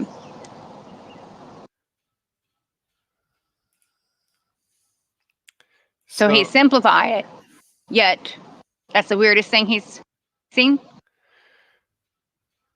Yeah, man. I'm so confused here. Pretty sky though today, guys. If you're looking out, sun's coming out. It's pretty. It's like pink and purple and pretty. Oh, Kintro, what's up, bro? What a boring human. Einstein. Can't, dude. My mouth is even making funny noises because I'm laughing so hard. It's been such a fun morning. Doja snacks. It went from, oh shit, this is depressing to, oh, let's have some fun. Thank you. This is why you guys are great to have as friends around. Snacks monologuing with freaking prove me wrong. Well, that's what I think is Frankenstein. You know, not Frankenstein. And why? Tell me why, wrong? Mr. Slave. Mr. Slave of all people came in. Universe simulation is speaking to me today. It's got me. Frankenstein. We're being No, weird, it'll be Jesse. Frankenstein. Ah. Jesse, you know, what do you like when you don't talk about flat Earth? I mean, because I'm honestly, sweetheart, when I'm here a lot and I hear you speak, it's going to mainly be about flat Earth. And that's wonderful and all. because you're passionate about it. And I was really passionate about it years ago too. And I still am in many ways. But what are you outside of that? I like to get to know Jesse because I don't really know. Like, do you like to believe in politics? I mean, you don't have to go down that path, but just kind of who you are. You don't have to give me your life story or nothing like that. Just you don't really shoot the shit, or maybe I'm not here at night. I'm always hearing you speak just. Yeah, like Jesse likes to make traps for woodland creatures and stuff like that, squirrels, chipmunks, and stuff like that. Just capture and release, just checking it out. Nothing weird. No, I made that up. Anyway, Did you do anything like that as well? That's what I Sorry, mean. It would be Jesse. cool if I My knew that bad. piece of information though, when he did something like that. You don't have to do stuff like that, but you know what I mean? Just little stuff like that. Who are you? What do you do in your life or outside of, Wait, in so general? I put the image in I didn't understand. Okay, go ahead though, I guess. I put the image in the side chat. There's an image in the side chat. No, just click on live stream text. Live stream text. Actually one text. Yeah, the same thing we told you to do before and Sorry, before and before. There you go. So Don Lincoln presents this experiment and claims this is the weirdest part of all of physics. Second replay again. Here we go. This one. Jesse, is this your side? Do you guys claim Mr. Slave is your guys' side? I'm trying to figure this shit out, man. Actually, have you two sparred against each other, the Jesse and the Einstein? Mr. Slave. I know. I want to hear Because this one. you guys seem like naturally, as a Pokemon battle, I gotta say, one of you is an air type, another one a water type. I'm just curious as to how this squares out. Are you guys interested in going one-on-one with each other in the ring? That would be so brilliant this morning. Coffee morning with Jesse and Mr. Slave. And snacks We'll sit and back me and watch. I won't even troll Yeah. you guys. Yep. Can I please make this happen? How about we have him and I have a poetry contest with 4 rounds, and the audience judges whether the poems that I wrote are better or the poems that he wrote are better. That's how I would go toe to toe with Mr. Slade. Okay, How's that? so you're poetry. So you write poetry. So I'm digging this. This is cool, Jesse. I'm all about being creative and art, all that shit. That's a good thing to know about you. What's the I didn't say I format was here? any good at it, but that's What are we how I doing? would Like a slam poetry contest? Is that what we're gonna do here? Poetry. All right. I don't know who's Right. gonna judge this. How do we score this in snaps? Is that what we do? Is that how you Kitty snap cat. score a poem? Mr. I Slave think is, that's the is going to tell opinion us of about someone's experiment again. Jesse's got dark ass Bukowski poems. I Anyway, can't wait to do this. No. Anyway, oh, here we go. So Don Lincoln said that Do this, guys. And he said, Don Lincoln, Cheer it Don up, Lincoln, cheer it up. what does this mean? And he said, I can't tell you right now. My life is I'm gonna obfuscate to another thing that I already said. That's what what did Don Lincoln say? Tell us again. This is the artist I've laughed in so long. so This has to be a comedy skit. This can't be real. Y'all are playing me right now, aren't you? This is not funny. On Lincoln. What a good name. anyway, do you guys want to hear it? No. All right, one more time. One last time. Is it a poem? Wait, Yeah. can you tell us Yes. about Prove the me wrong, PhD that you Adrian. had on What's the up, stream? prove That would me? be cool. Okay, just let me know if you want to have this discussion. Slam poetry style, though. Definitely. Yeah, I'm down for that. Because Jesse's from the streets. He will fry you. Exactly. Word. Okay, so do you want to have this discussion or no? Poetry battle. It's not a discussion. It's your mind, something you did and thought about. It's not. Yeah, I you was haven't- gonna tell you about my experience from Let yesterday. me tell you what would happen if everybody said no, we want to hear it. Then you would ask again. That's what I think would happen. Let's try it. Does anybody wanna? There you go. Okay, nice. Can we all say no? Just see what happens. Well, Right. why don't we make it easier and we can just read our favorite poem and we don't have to write one now. All right. Jesus Christ.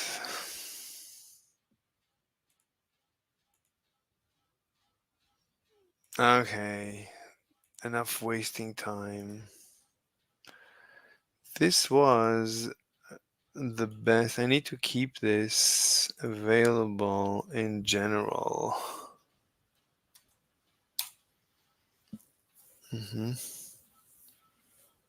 And wait, what's this?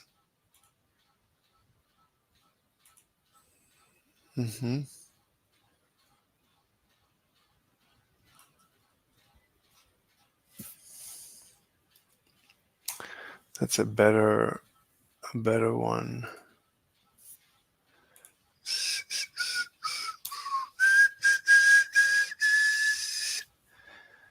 All right.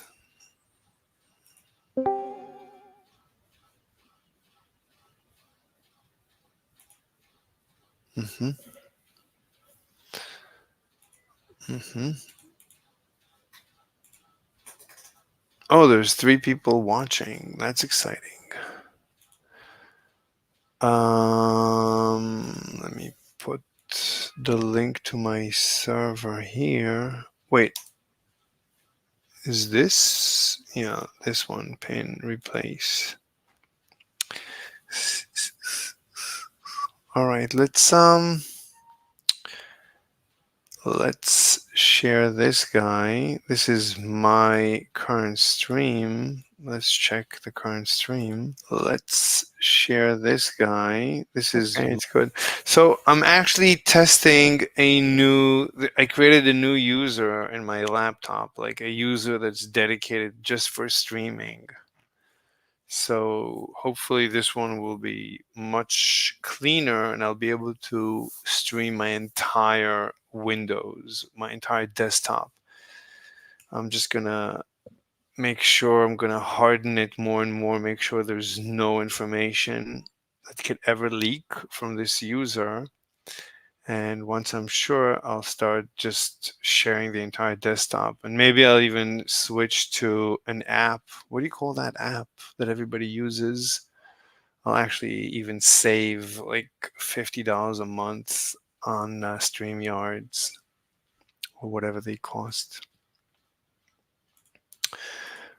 Okay, nevertheless, let's watch some YouTubes. Let's watch something interesting. Let's see what's going on the YouTubes. So why I left academia. That's interesting why people keep saying they leave academia. It's like academia is a place, it's like a Discord server that you're always trying to prove things to your colleagues. It's such a waste of time. It's such a frustrating universe to live in. Why would you ever want to do that? A student who celebrated the October 7 attacks can't be deported. Oh my God.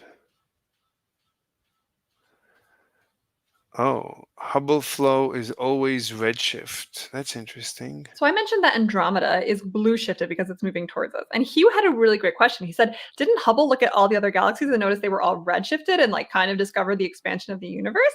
Yes, but not every single galaxy is actually redshifted. And that is because there are other forces at play besides the expansion of the universe. And Andromeda is gravitationally bound to us. We're both part of the local group, which is a gravitationally bound cluster of galaxies. And so basically gravity is winning versus the expansion of the universe on this scale.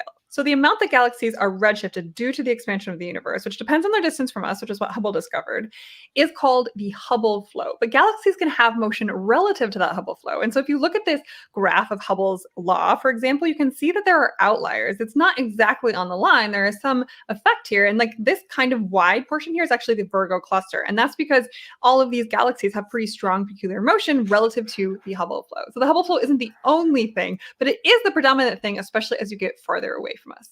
So I mentioned that Andromeda is blue shifted because it's moving towards us. And Hugh. Very nice. Good presentation.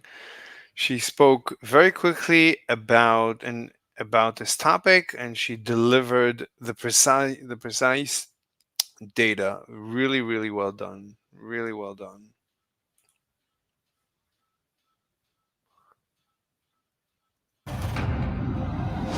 The greatest threat facing the United States. Let me see something else.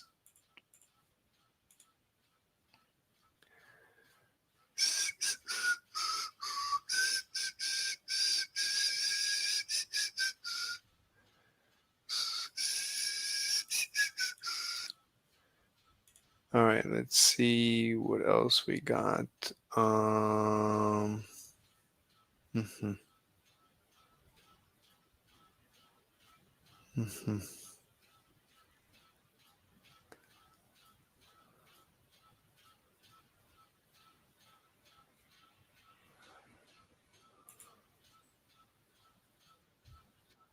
Half particle is associated with the Dirac-Lagrangian. A spin 1/2 particle is associated with the Dirac-Lagrangian. In this case, let me write the Lagrangian like this. So we have LD, which stands for Dirac. So L stands for Lagrangian, D stands for Dirac. So we have the Dirac-Lagrangian. Here we have the following field, QF bar. So I will call it like this, and I will tell you why. And then here, of course, we have I gamma mu del mu. So you can also write it like this if you want gamma mu del mu. So I mean, raising a lower indices is something that at this point you should be comfortable with. You have to use the metric tensor. And then we have minus mf. So this is the mass. This is interesting. So you have to use tensors in quantum mechanics as well.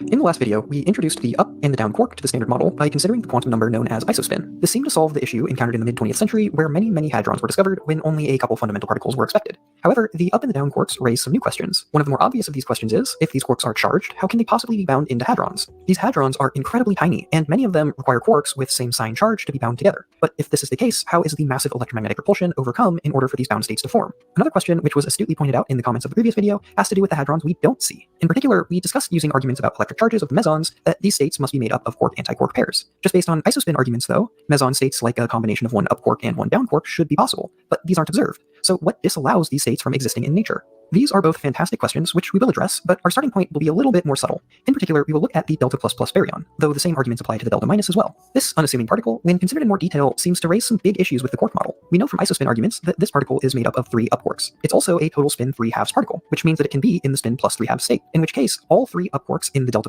would need to be in the spin up state. This should raise major red flags. We're trying to say that this baryon is made up of 3 identical fermions, all up quarks in the spin up state, but this is completely forbidden by the Pauli exclusion principle. We can never have more than one fermion in the same quantum state. So if we measure delta++ baryons in And that's when they added the color. nature, how can they possibly be explained by this quark model? Well, as it turns out, there is a simple answer. Just require that the 3 quarks are in fact in different states. This means that we need to give the quarks an extra quantum number that takes at least 3 values, so that the 3 quarks in the delta++ can have different values of this quantum number, and thus are not identical. Let's again assume that nature prefers simplicity, and choose the minimal case where this number can only take 3 values. Traditionally, this quantum number is known as color charge, and its possible values are red, green, and blue, but a general state can be constructed from any linear combination of these colors. And as long as the color states of the 3 quarks in the delta++ are orthogonal, this baryon is perfectly allowed. This last statement is interesting.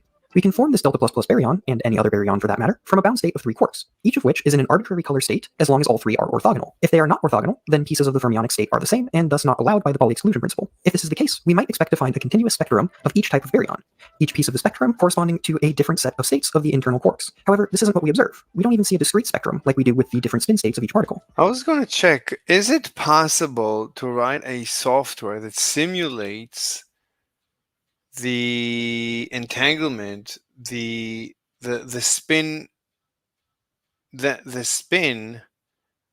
the opposite spins?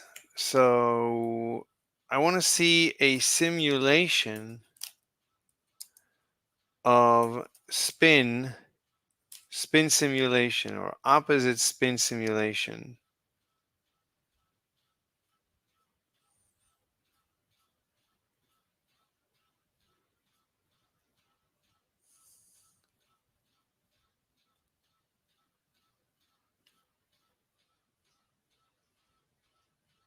Okay.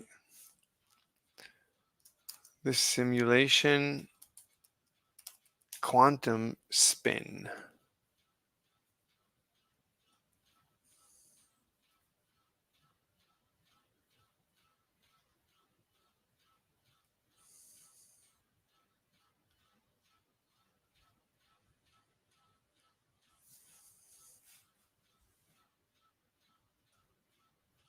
No, I want to see a simulation, right? So if we write a simulation,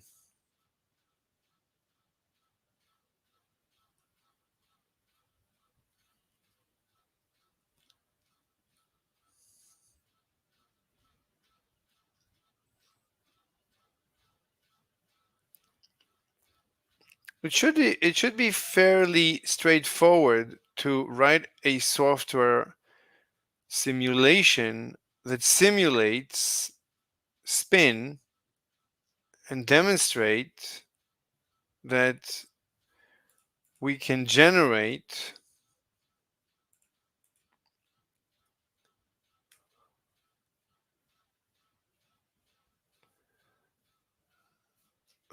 which is this one.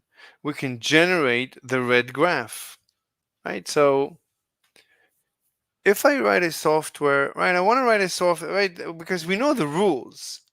So we keep creating particles with opposite spins. That should be easy. So we run a random generator that generates two particles with opposite spins. We don't know the direction, we just know they're opposite.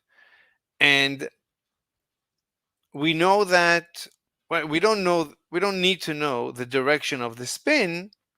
We know the statistics. Well, that is exactly the question. What is the statistic? What does the statistic say? What does it say? Right? We don't know what the reality is, but it doesn't matter. So let's assume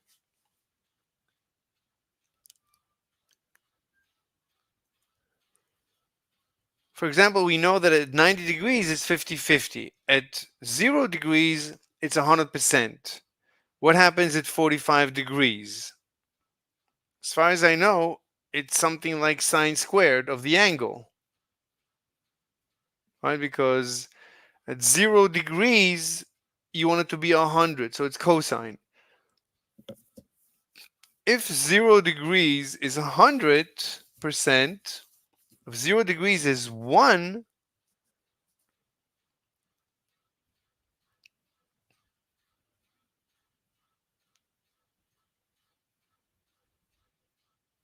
you have to come up with a probabilistic model that makes sense.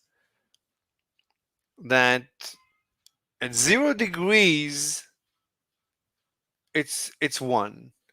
At 90 degrees, it's 0. What would it be at 45? At 45 degrees, it should be 1/2. And this is basically what it says here. At 90 degrees, it's 50%. At 45 degrees, they claim we expect 25%. I mean, this is exactly the question. Why would I expect this line? Why would I ever expect this line? This would be, why would I expect it?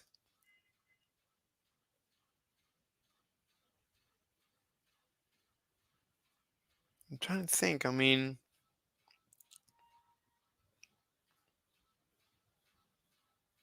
I'm trying to think.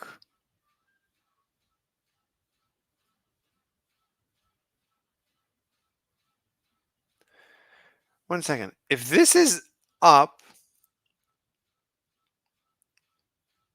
then this is always down? That can't be right.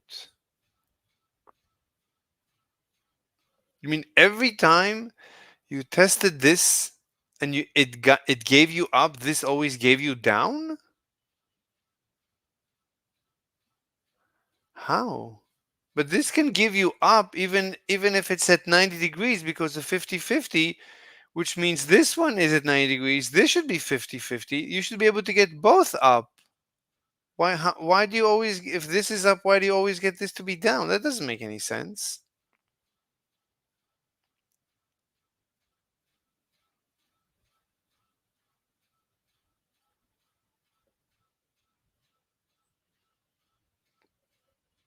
What do you mean the hidden variables predicts a straight line? Even this doesn't make any sense. If this is up, it could be a flip of a coin up. This could be up because it's exactly at 90 degrees. And we know that at 90 degrees, we could get up equals true because it's 50-50. But this means then this is an opposite spin. And so you should be able to get both up. There's no reason why you shouldn't get both to be up. Wait a minute. What's going on? Let's see the paper. Let's see the video. Where's the video? I didn't post the video?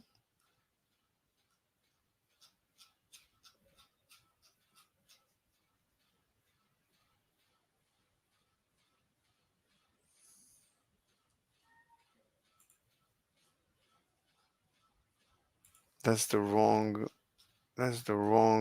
link. This is the link.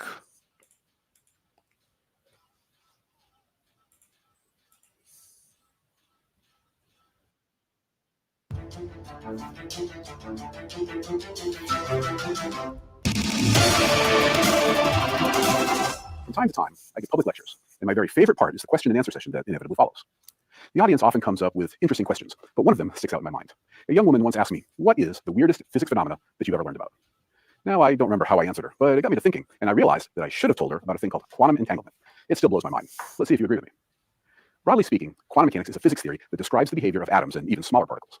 But quantum entanglement allows for weird quantum behaviors to be seen on sizes as big as people or even larger. So just what is quantum entanglement? In an earlier video, I talked about how the behavior of a subatomic particle, like a photon or an electron, is described by what is called a wave function. Brushing over many details, the wave function governs the probability that you will find the particle in a particular configuration. Before you make a measurement, you can't know, even in principle, what configuration the particle is in. To give a concrete example of what I mean by the word configuration, let's use the direction of the spin of a particle. Now, there is a quantum weirdness in that when you measure the direction of the spin of a particle, you first have to pick a direction, and then the outcome will always be either in the direction you picked or exactly opposite. It can't be anywhere in between. So, if you pick a measurement direction to be horizontal, the measurement of the spin direction could be left or right. It couldn't be up or down, forward or back, or any direction except for right or left. On the other hand, if you decided to measure in the vertical direction, the only outcomes of your measurement would be up and down. Left and right would be forbidden. It's certainly counterintuitive, but it's just a weird fact of life in the quantum world. Now, prior to the measurement, the wave function might say that the spin axis of the particle could be in any direction. Indeed, the most popular understanding of quantum mechanics says that the spin direction actually is in all directions allowed by the wave function. It's only when you make a measurement that the wave function collapses and the outcome becomes real. If you'd like some more information on wave functions and how they collapse, that other video might help. Now, what would happen if you had two subatomic particles? If you're like me, you'd think that they'd both be governed by an individual probabilistic wave function, and they'd be totally independent, with the spin direction of one particle having nothing to do with the spin direction of the other, and both of them being in all directions until a measurement is made. And that happens with four possible outcomes: two wave functions and two probabilities with all combinations of up and down. However, it's possible to prepare two subatomic particles so they both are described by a single wave function. That's what we mean by entangled: two particles and a single wave function. You do this by taking a parent particle, which in our example has zero spin, and let it decay into two particles.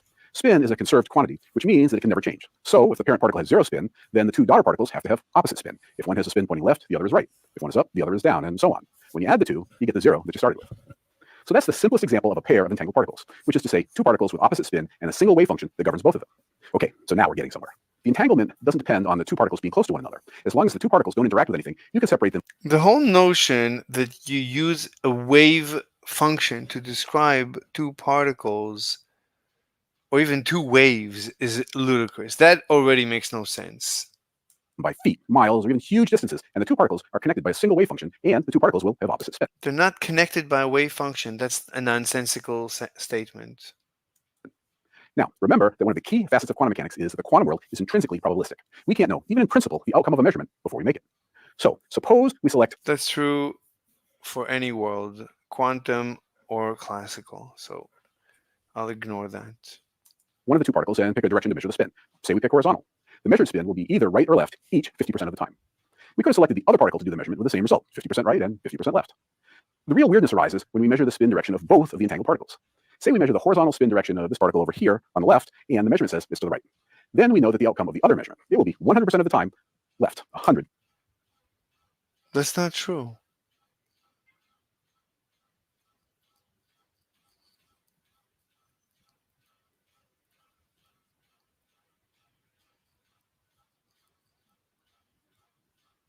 That already makes no sense.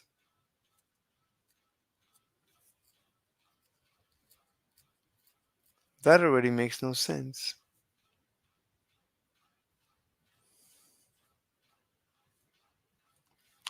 Because it could be, right, this is the measurement, but it could be that it's at 90, the reality is that the particle is at 90 degrees. We know that at 90 degrees, 50% of the time will get up and 50% of the time will get down, or right and left. So the particle could be up, but the measurement might give us right. And then particle 2, we know, right, if this was up, it must be down. But if this is down and we're measuring left and right, then 50% of the time we'll get left, 50% of the time we'll get right. So this is not a true statement. If you measure 1 to be right, you don't necessarily measure 2 to be left. And if you do, that's already ridiculous. Something already is wrong.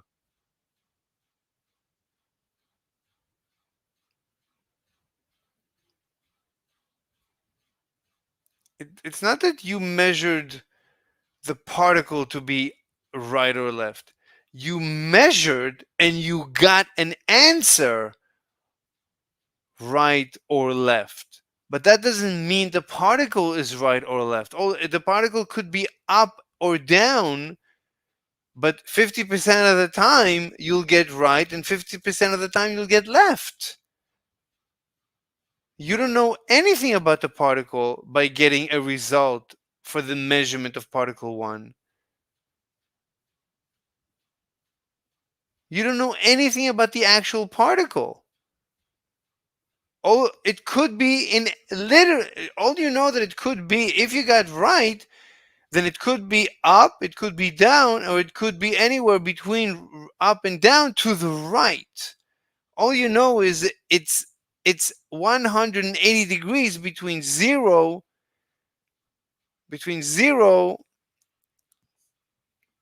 I don't know where you define zeros. Usually this is 0 and 90, or 0 and 270. It's in the right hemisphere. It's in the right half circle. That's all you know, which means the other guy is in the left half circle. But the left half circle means it could be perfectly up. Perfectly up means you 50% of the time will get it pointing to the right. So if this guy points to the right, this guy could still many times point to the right. 50% of the time. If this guy is 100% of the time pointing right, not the test, the particle.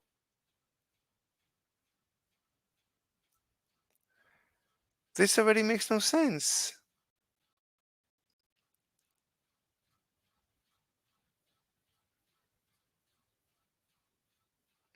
This is already the end of the conversation.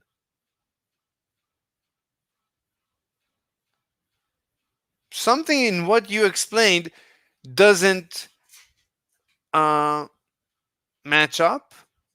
Doesn't match. Doesn't make any sense. This is already a betrayal of logic. Already now, I'm lost.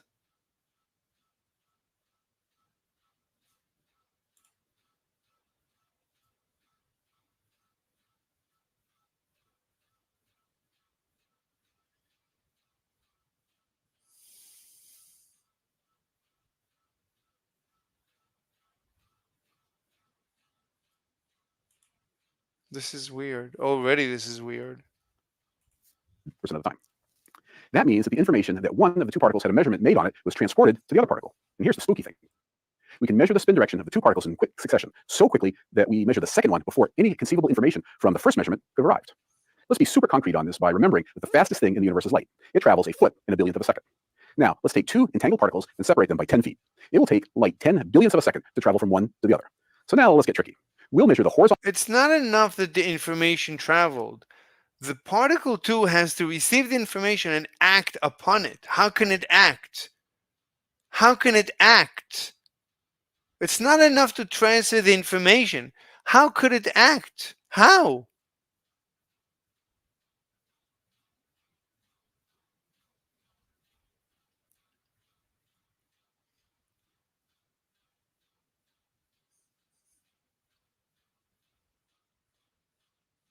It's not enough. The particle needs to know that it was measured.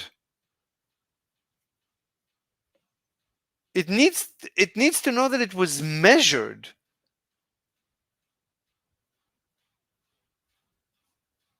Horizontal spin of one of the two particles and see that it's to the right. Then, 5 billionths of a second later, we measure the horizontal spin of the other particle. We find 100% of the time that it's to the left. And remember that we did it so fast that not even light could have told the second particle the outcome of the measurement of the first particle. That means that quantum information can travel faster than light. It's not only that quantum information, it's that these particles seem to be very intelligent. They seem to know, and they seem to be able to change themselves instantaneously. Yeah, you heard me right. Faster than light. That blew Einstein's mind, too. In fact, he co-authored a paper in 1935 with Boris Podolsky and Nathan Rosen that highlighted this problem. He also called this transfer of quantum information spooky action at a distance. This was one of many reasons why Einstein didn't like quantum mechanics. So what do we think about this phenomenon today? Does quantum information move at speeds faster than light? Yeah, it seems to. But it doesn't invalidate Einstein's theory of relativity because we can't control it. We can make both measurements and the outcome will seem random, and we'll only know that the two were opposite when we compare the measurements, and that information can be transferred no faster than the speed of light. So that saves Einstein's theory, which is a relief. Otherwise, I'd have to learn a whole bunch of physics. Wait a minute. What are you talking about? I mean, of course, of course, information.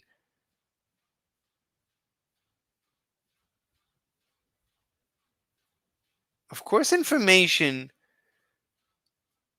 is transferred faster than light based on this. But it's still perplexing. How is it that quantum mechanics can travel so fast? Well, there were some people, including Einstein, who thought that this wasn't so mysterious after all. Suppose that you had a red and a blue ball, but you couldn't look at them. You grab both of them and put them in boxes and separate the boxes. Later, you look in one of the boxes and see that it contains a blue ball. It will surprise nobody that the other ball. But that's not this test. This test is when you open the box, you flip a coin. It's not the end. There's more probability. It's not that you see the ball and you know the other color. It's that you have a spin that gives you a probabilistic, right? It's the measurement is probabilistic. Ball was red. The answer was determined at the moment the balls were put in the boxes, not when the first ball was observed. And I admit, when I first heard about this, that was pretty much my reaction. The technical name for this more ordinary connection is called hidden variables. So the question is, how do we know that there's something new and different about quantum mechanics? How can we test the idea of quantum entanglement and compare it to the more intuitive idea of hidden variables? There's a lot. What do you mean? You already explained. If what you said is correct, that's already that's already weird enough. Long history of this with a prediction in 1964. It's already weird enough. Anything that you will compound on that is you don't need to. It's weird enough. This is already 100% weird. Why do you need to go any further? By theorist John Bell and a test in 1981 by Elaine Aspect, as well as contributions by many others. I'm going to forego the history and the details of the mathematics of the predictions and just explain the measurements. We know that if we measure the spin direction of one particle, that the other one will be in the opposite direction. Well, let's change it up. How?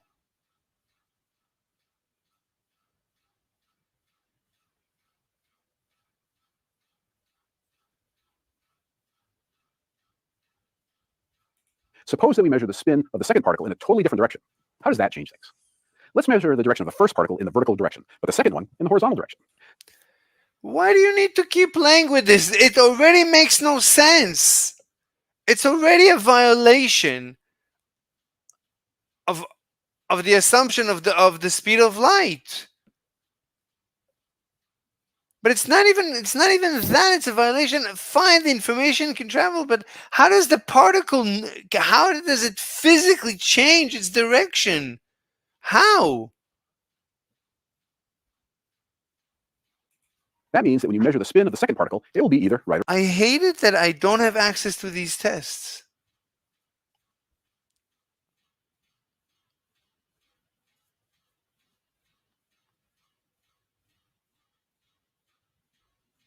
Show me this test.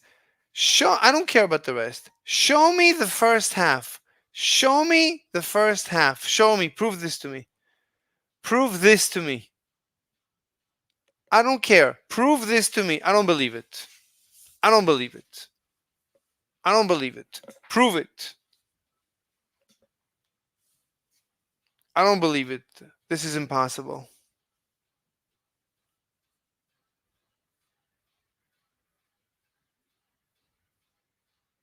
Enough animations.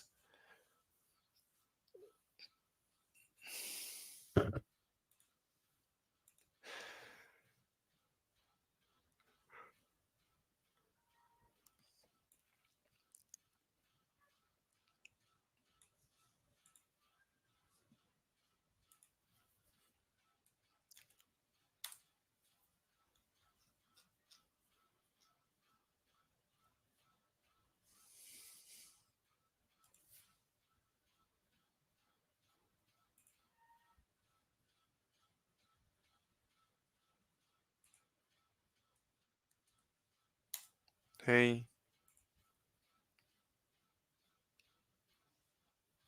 What just happened?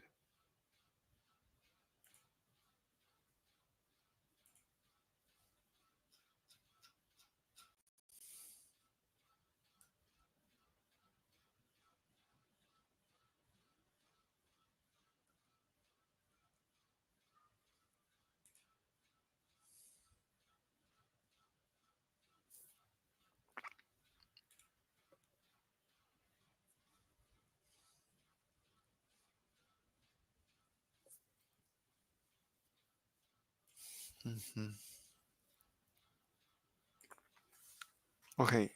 This we need to look up separately.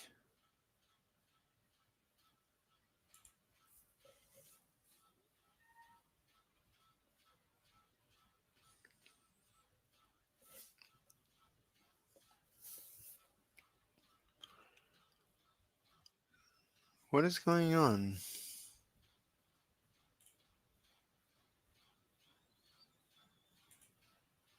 What do I keep hearing? Oh, somebody's posting something.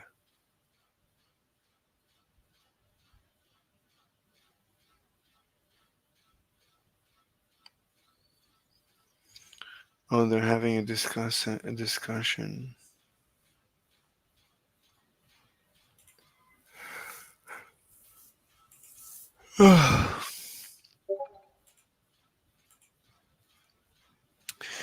What's so funny is on this server, it doesn't tell me that there's messages. I need to every time search for the messages.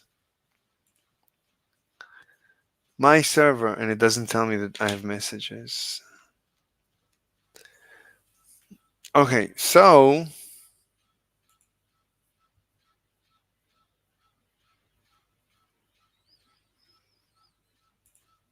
let's look it up.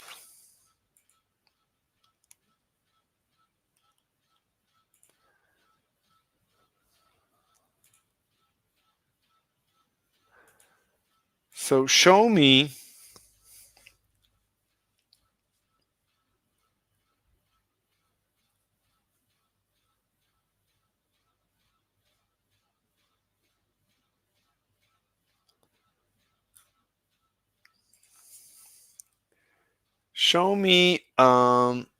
spin opposite experiment quantum.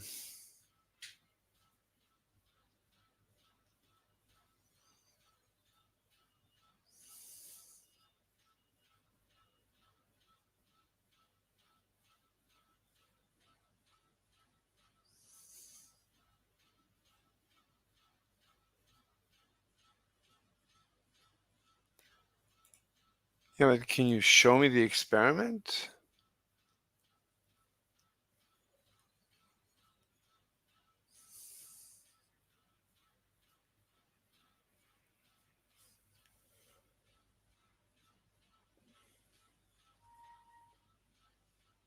All right, this is what we just watched.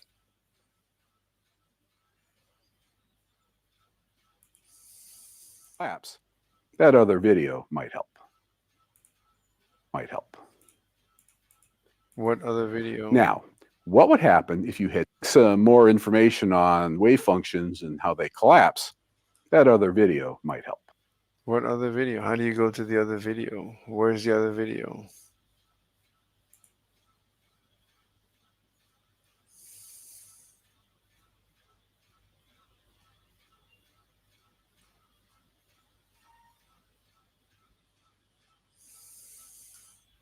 What other video? How can I get to the other video?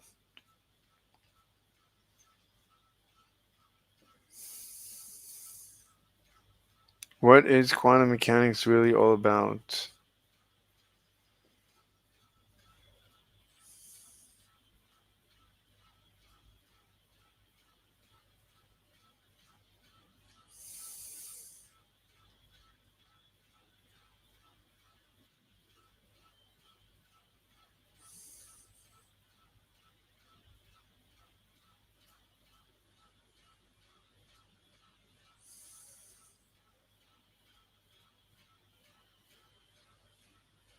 This is it.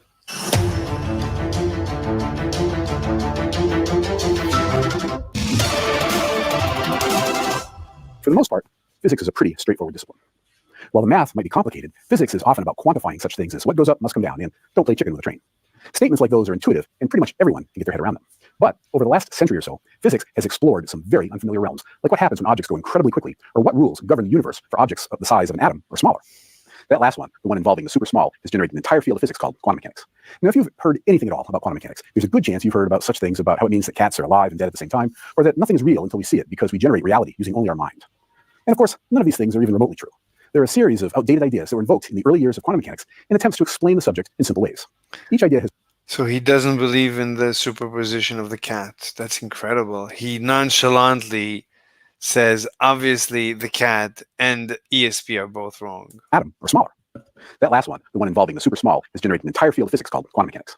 Now, if you've heard anything at all about quantum mechanics, there's a good chance you've heard about such things about how it means that cats are alive and dead at the same time, or that nothing is real until we see it because we generate reality using only our mind. So he doesn't believe in superposition. And of course, none of these things are even remotely true. There are a series of outdated ideas that were invoked in the early years of quantum mechanics in attempts to explain the subject in simple ways. Each idea has burrowed its way into the subconscious of people who are interested in science, but aren't quantum experts. So what is quantum mechanics all about, really? To understand that in any accurate detail takes a ton of study, but I thought I'd try to boil it down to its essence in a single video. Perhaps we should start with a name. The word quantum implies a discrete quantity of something. For instance, the Sahara Desert can go on seemingly forever with dune following dune. But as infinite as the sea of sand seems, it has a quantum side. The quantum of a desert is a single grain of sand. Alternatively, the ocean is majestic, liquid, and in constant motion. There, the quantum is a single molecule of water. So that's what quantum means. It means that we're talking about the smallest bit of something. The term mechanics is much easier. It just means the behavior and motion of something. For instance, celestial mechanics means the motion of the planets and other heavenly bodies. Thus, quantum mechanics is the motion... No, I would say mechanics is mechanical. It's a cause and effect. That it's all, at the end of the day, billiard balls. And interaction of individual objects of a bigger collection. By that definition, the motion of an individual car on a freeway could be described as being governed by quantum mechanics, and of course that's not quite what we mean. In order to experience the counterintuitive bits of quantum mechanics, we have to look at individual things that are very small, generally smaller than an atom. This is because quantum theory uses the Planck constant, which is a tiny number. It's this tininess that keeps the quantum weirdness constrained to the subatomic realm. When physicists first learn quantum mechanics as part of our training, we are studying the behavior of individual electrons surrounding atoms, or individual photons of light. By and large, that is the realm of academic quantum mechanics. In a subsequent video, I'll talk about how the weirdnesses of quantum mechanics can manifest themselves on larger scales. But for now, let's talk about this world of the ultra-small, where we're talking about individual subatomic objects. Okay, so now I need to introduce a key idea called the wave function. At the subatomic level, a wave function is a mathematical function that describes what is going on. It is called a wave function in part because for individual photons or electrons that aren't connected to an atom, the wave function looks like a familiar sine wave. There are other wave function shapes when electrons are near a nucleus, but the big ideas aren't dependent on the details of their shape. For simplicity, you can simply think of wave functions as sine waves. Now that is the first curiosity. The sand grain or water molecule is a distinct and discrete object, what scientists call a particle. Waves don't seem to be relevant. However, in the world of the super tiny, the wave function is the only way to explain what's going on. Now exactly what the wave function actually means is a lot trickier than you'd think. I'll get to that in a little bit. Answering that question is a big part of the reason why conversations about quantum mechanics are so mind-blowing. However, there are ways we can think about the wave function that are easier to understand. If we take the wave function and square it, which means to multiply it by itself, the squared wave function tells you where a particle can be found. Where the wave function is large, there is a large probability of finding the particle there, and where it's zero, the probability of finding the particle there is zero. So that's not too bad. The wave function squared gives you the probability of where you can find the particle the wave function is describing. That's the first big quantum idea. Now, when we detect the particle, say the electron or photon, we don't find it everywhere.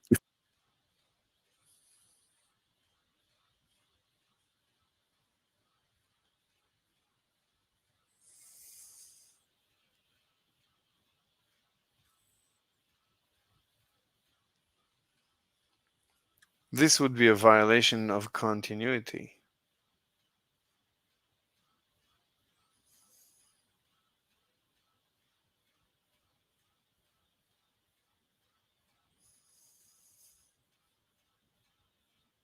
We find it in one location. At the moment of detection, the location of the particle is determined. Scientists call this moment of detection the collapse of the wave function. There's a reason for that particular phrase, and it's because of a quantum weirdness. When you roll a fair die, there is a probability that each side will come up. It's difficult to predict which side we'll see when it starts rolling, but if we do the cube's original velocity and the details of the surface that it's rolling on, we can reliably predict the top face of the die. In quantum mechanics, it's different. In quantum mechanics, the electron or photon is actually in all locations allowed by the square of the wave function, and it is at the moment at which the particle's location is detected that the wave function changes from being in many locations to the one location where the particle is found. The wave function collapsed from being in many locations to just one. So those are the two key components of quantum mechanics. Now, before we get into just why quantum mechanics still seems so mysterious, it's worth stating the things on which most scientists agree. There is a mathematical function called the wave function that, when you square it, tells you the locations that you can find the subatomic particle and with what probability. The subatomic particle is simultaneously everywhere the wave function says it can be, kind of like the electron or photon being spread out. And then, when the particle is detected, the wave function collapses, and then we know with 100% certainty where the subatomic particle is. There's nearly universal agreement that this way of thinking about things gives accurate predictions. So just what is so confusing about quantum mechanics? Well, it boils down to the very simple fact that nobody really knows what the wave function really is. I mean, we know how to use it to make predictions. That's what's been called the shut up and calculate school of thought. But the true nature of the wave function is perplexing. The simple and honest fact is that despite a century of thinking about it, nobody knows what it is. There are philosophers who argue about whether the wave function is an ontological or epistemological construct. And those are big words because, well, philosophers. Then there are some people who claim that the waves are actually things that just push other things around. They say that the electrons are particles getting pushed by the waves like surfers on a gnarly curl at Oahu. The technical term in quantum mechanics for this idea is pilot waves. Another school of thought says that the wave function predicts what can happen, and when you collapse the wave function, you literally create several universes in which each one of the possible outcomes occurs. This is called the many worlds interpretation. So which one of these ideas is right? Nobody knows. It's truly a head-scratcher. And because science hasn't figured it out yet, that opens up the conversation to weird ideas like the mind-body problem of traditional philosophy, because it's been said that nothing is real until it's observed. Those things really aren't connected to quantum mechanics at all. This is the bottom line. We know how to use the wave function to make accurate predictions of the subatomic world, and yet we don't have a fundamental understanding of the wave function. What do you mean it's not? What do you mean? I mean, this is woo-woo. I mean, physics, quantum mechanics, everything you said is just as woo-woo as any other woo-woo. And what happens when it collapses? This is a not-so-secret physics. And it's not for lack of trying. Many people have mulled things over and generated tons of ideas, but none of them have resulted in a definitive conclusion. It's a dissatisfying state of affairs, to be sure, but it is what it is, and it's going to take a genius to move us forward. For the time being, we'll just have to wait and see. And hopefully, you now know enough to dismiss any explanation that invokes zombie cats that generate reality by looking. But no, but you agree with it. You said that you didn't deny it. You just asserted that it's nonsense. But you offered your nonsense. So why is your nonsense better than their nonsense? So I hope that this video was eye-opening and that it kind of... It's like, everything I'm saying is nonsense, but trust me, my nonsense is good. Their nonsense is bad. Why?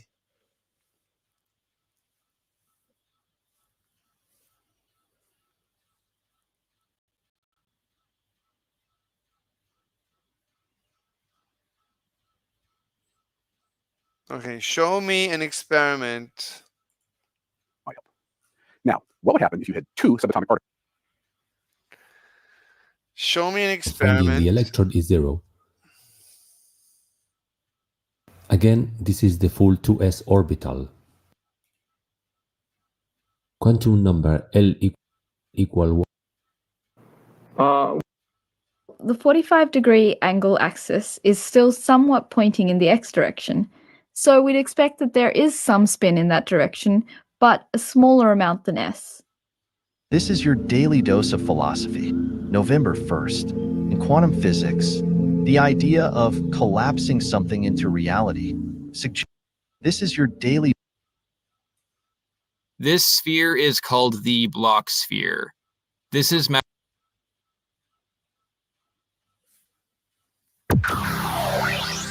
or we measured them. But then along came John Bell with a way to test this idea. This experiment can determine whether the particles can out of energy. Or how to convert. The shorts have no audio. That's the most ridiculous thing in the world. My chemistry teacher kept talking about electron spin, spin up, spin down, spin half, this and that. But as I started reading Feynman lectures, I realized that it's impossible for electrons to ever spin. And so if I do this video right, by the end,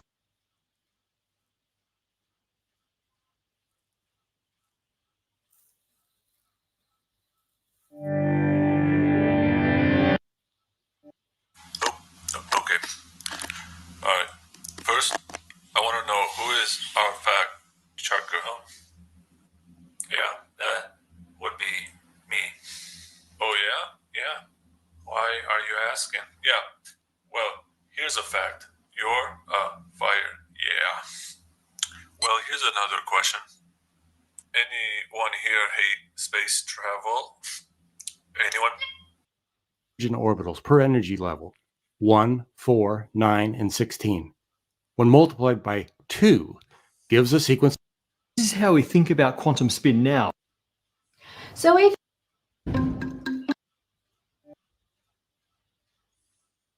a lac experiment. Now, what does it really mean for us to all the spots where the photons hit the second wall? We should expect to see 2 strips to correspond with the 2 slits. But that's not what we see. Instead, we see object. And then there's entanglement. Albert Einstein famously described this as spooky action at a distance, where doing something to one of a Quantum entanglement is one of the weirdest phenomena in physics. It's when two particles become connected in a way that their state.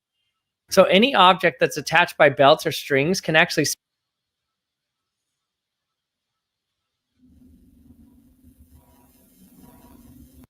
The double slit experiment is the classic experiment that दोस्तों wave particle duality superposition का एक example है, यानी एक quantum object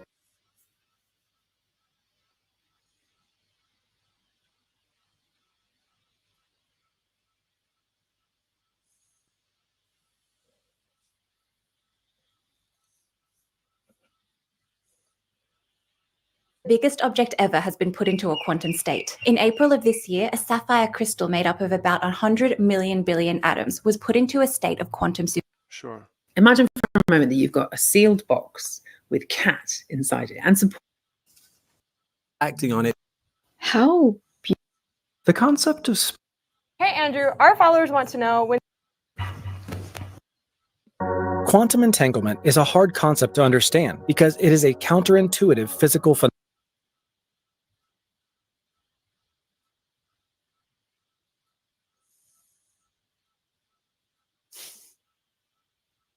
If we measure one electron and find it in an up state, the other electron, no matter.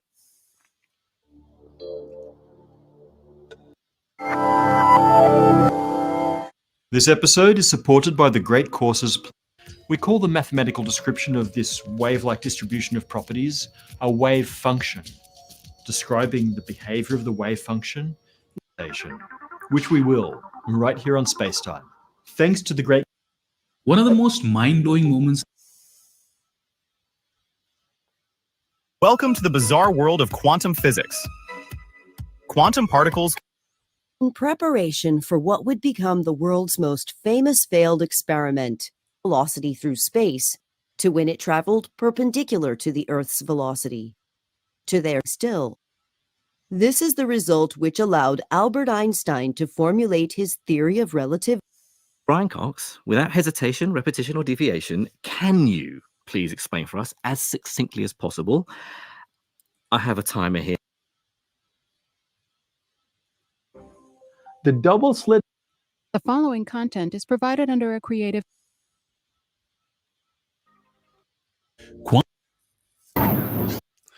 No, we're looking for quantum entanglement. I want to see an actual quantum entanglement. Not explain, experiment. Show me an actual experiment. The color of the light is in the ultraviolet, which our eyes can't see. So what we're seeing is the fluorescing of the atoms and molecules in the card fluorescing at the color or wavelength. I want to see what the up and down thing. Here, we see a simplified representation of the experimental setup. The aim of the experiment is to produce pairs of entangled photons. BBO crystal. The crystal is optically birefringent. In this crystal, some of the incident ultraviolet photons create pairs of two photons, each having half energy and reverse polarization. That is, once horizontally polarized and once vertically. Two polarization rotators, two polarizing beam splitters, a pair of detectors at Alice and Bob's side, respectively. Alice and Bob each define the respective vertical and horizontal measuring axis by adjusting their polarization rotators. A huge number of ultraviolet photons run through the BBO crystal without pair creation. So my question is, why can I not just try harder and work out which crystal my photon was actually going through? Isn't there some measurement I can do that just tells me? Means that half of the light is going to go through it and half of the light is going to be reflected. And then I have a mirror right here and right here. These are just gauge blocks at the bottom to keep everything parallel. So if it takes this path, it can pass through the beam splitter, hit this mirror, and then be reflected off the beam splitter to hit this lens at the back. A quantum entangle experiment performed on this satellite showed that shared quantum states can extend over 1,200 kilometers, smashing. This will remain true even if you take this. Then the outcome of the second particle atoms. They place them on a crystal chip. Quantum entanglement. Crystal. Quantum entanglement is a mind-bending phenomenon in other words, teleportation. Enemy aboard. Energize. Remarkably, tests are already underway here on the Canary Islands off the Brian Cox, without hesitation. Distribution of dots. But after a while, you'll see that those dots. I recently gave a talk here at the The Nobel Prize in Physics is typically awarded to scientists who make sense of nature, those whose The nucleus of an atom. Suppose we want to produce new atomic particles. If you're like me. Object. And then there's quantum entanglement.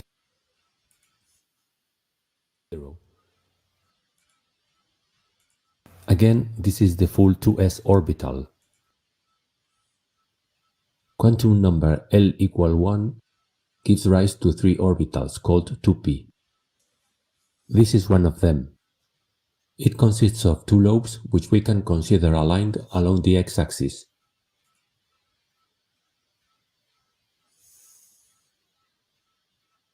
The second one, 2py, lies along the y-axis. This is good. This is good stuff. November 1st. In quantum physics, the idea of collapsing something into reality suggests that an object or system can exist in multiple states at once. Albert Einstein famously described this as spooky action at a distance, where quantum mechanics sometimes looks like an assorted mix of weird stuff. There's wave-particle duality, where quantum objects sometimes look like little compact particles and sometimes like spread-out waves. There's superposition, where the object seems to be two things at once. There's the uncertainty principle, which says that the universe seems to conspire to stop us from knowing every detail of a quantum object. And then there's entanglement. Albert Einstein famously described this as spooky action at a distance, where doing something to one of a pair of entangled particles seems to instantly affect the properties of the other. No matter how far away it is,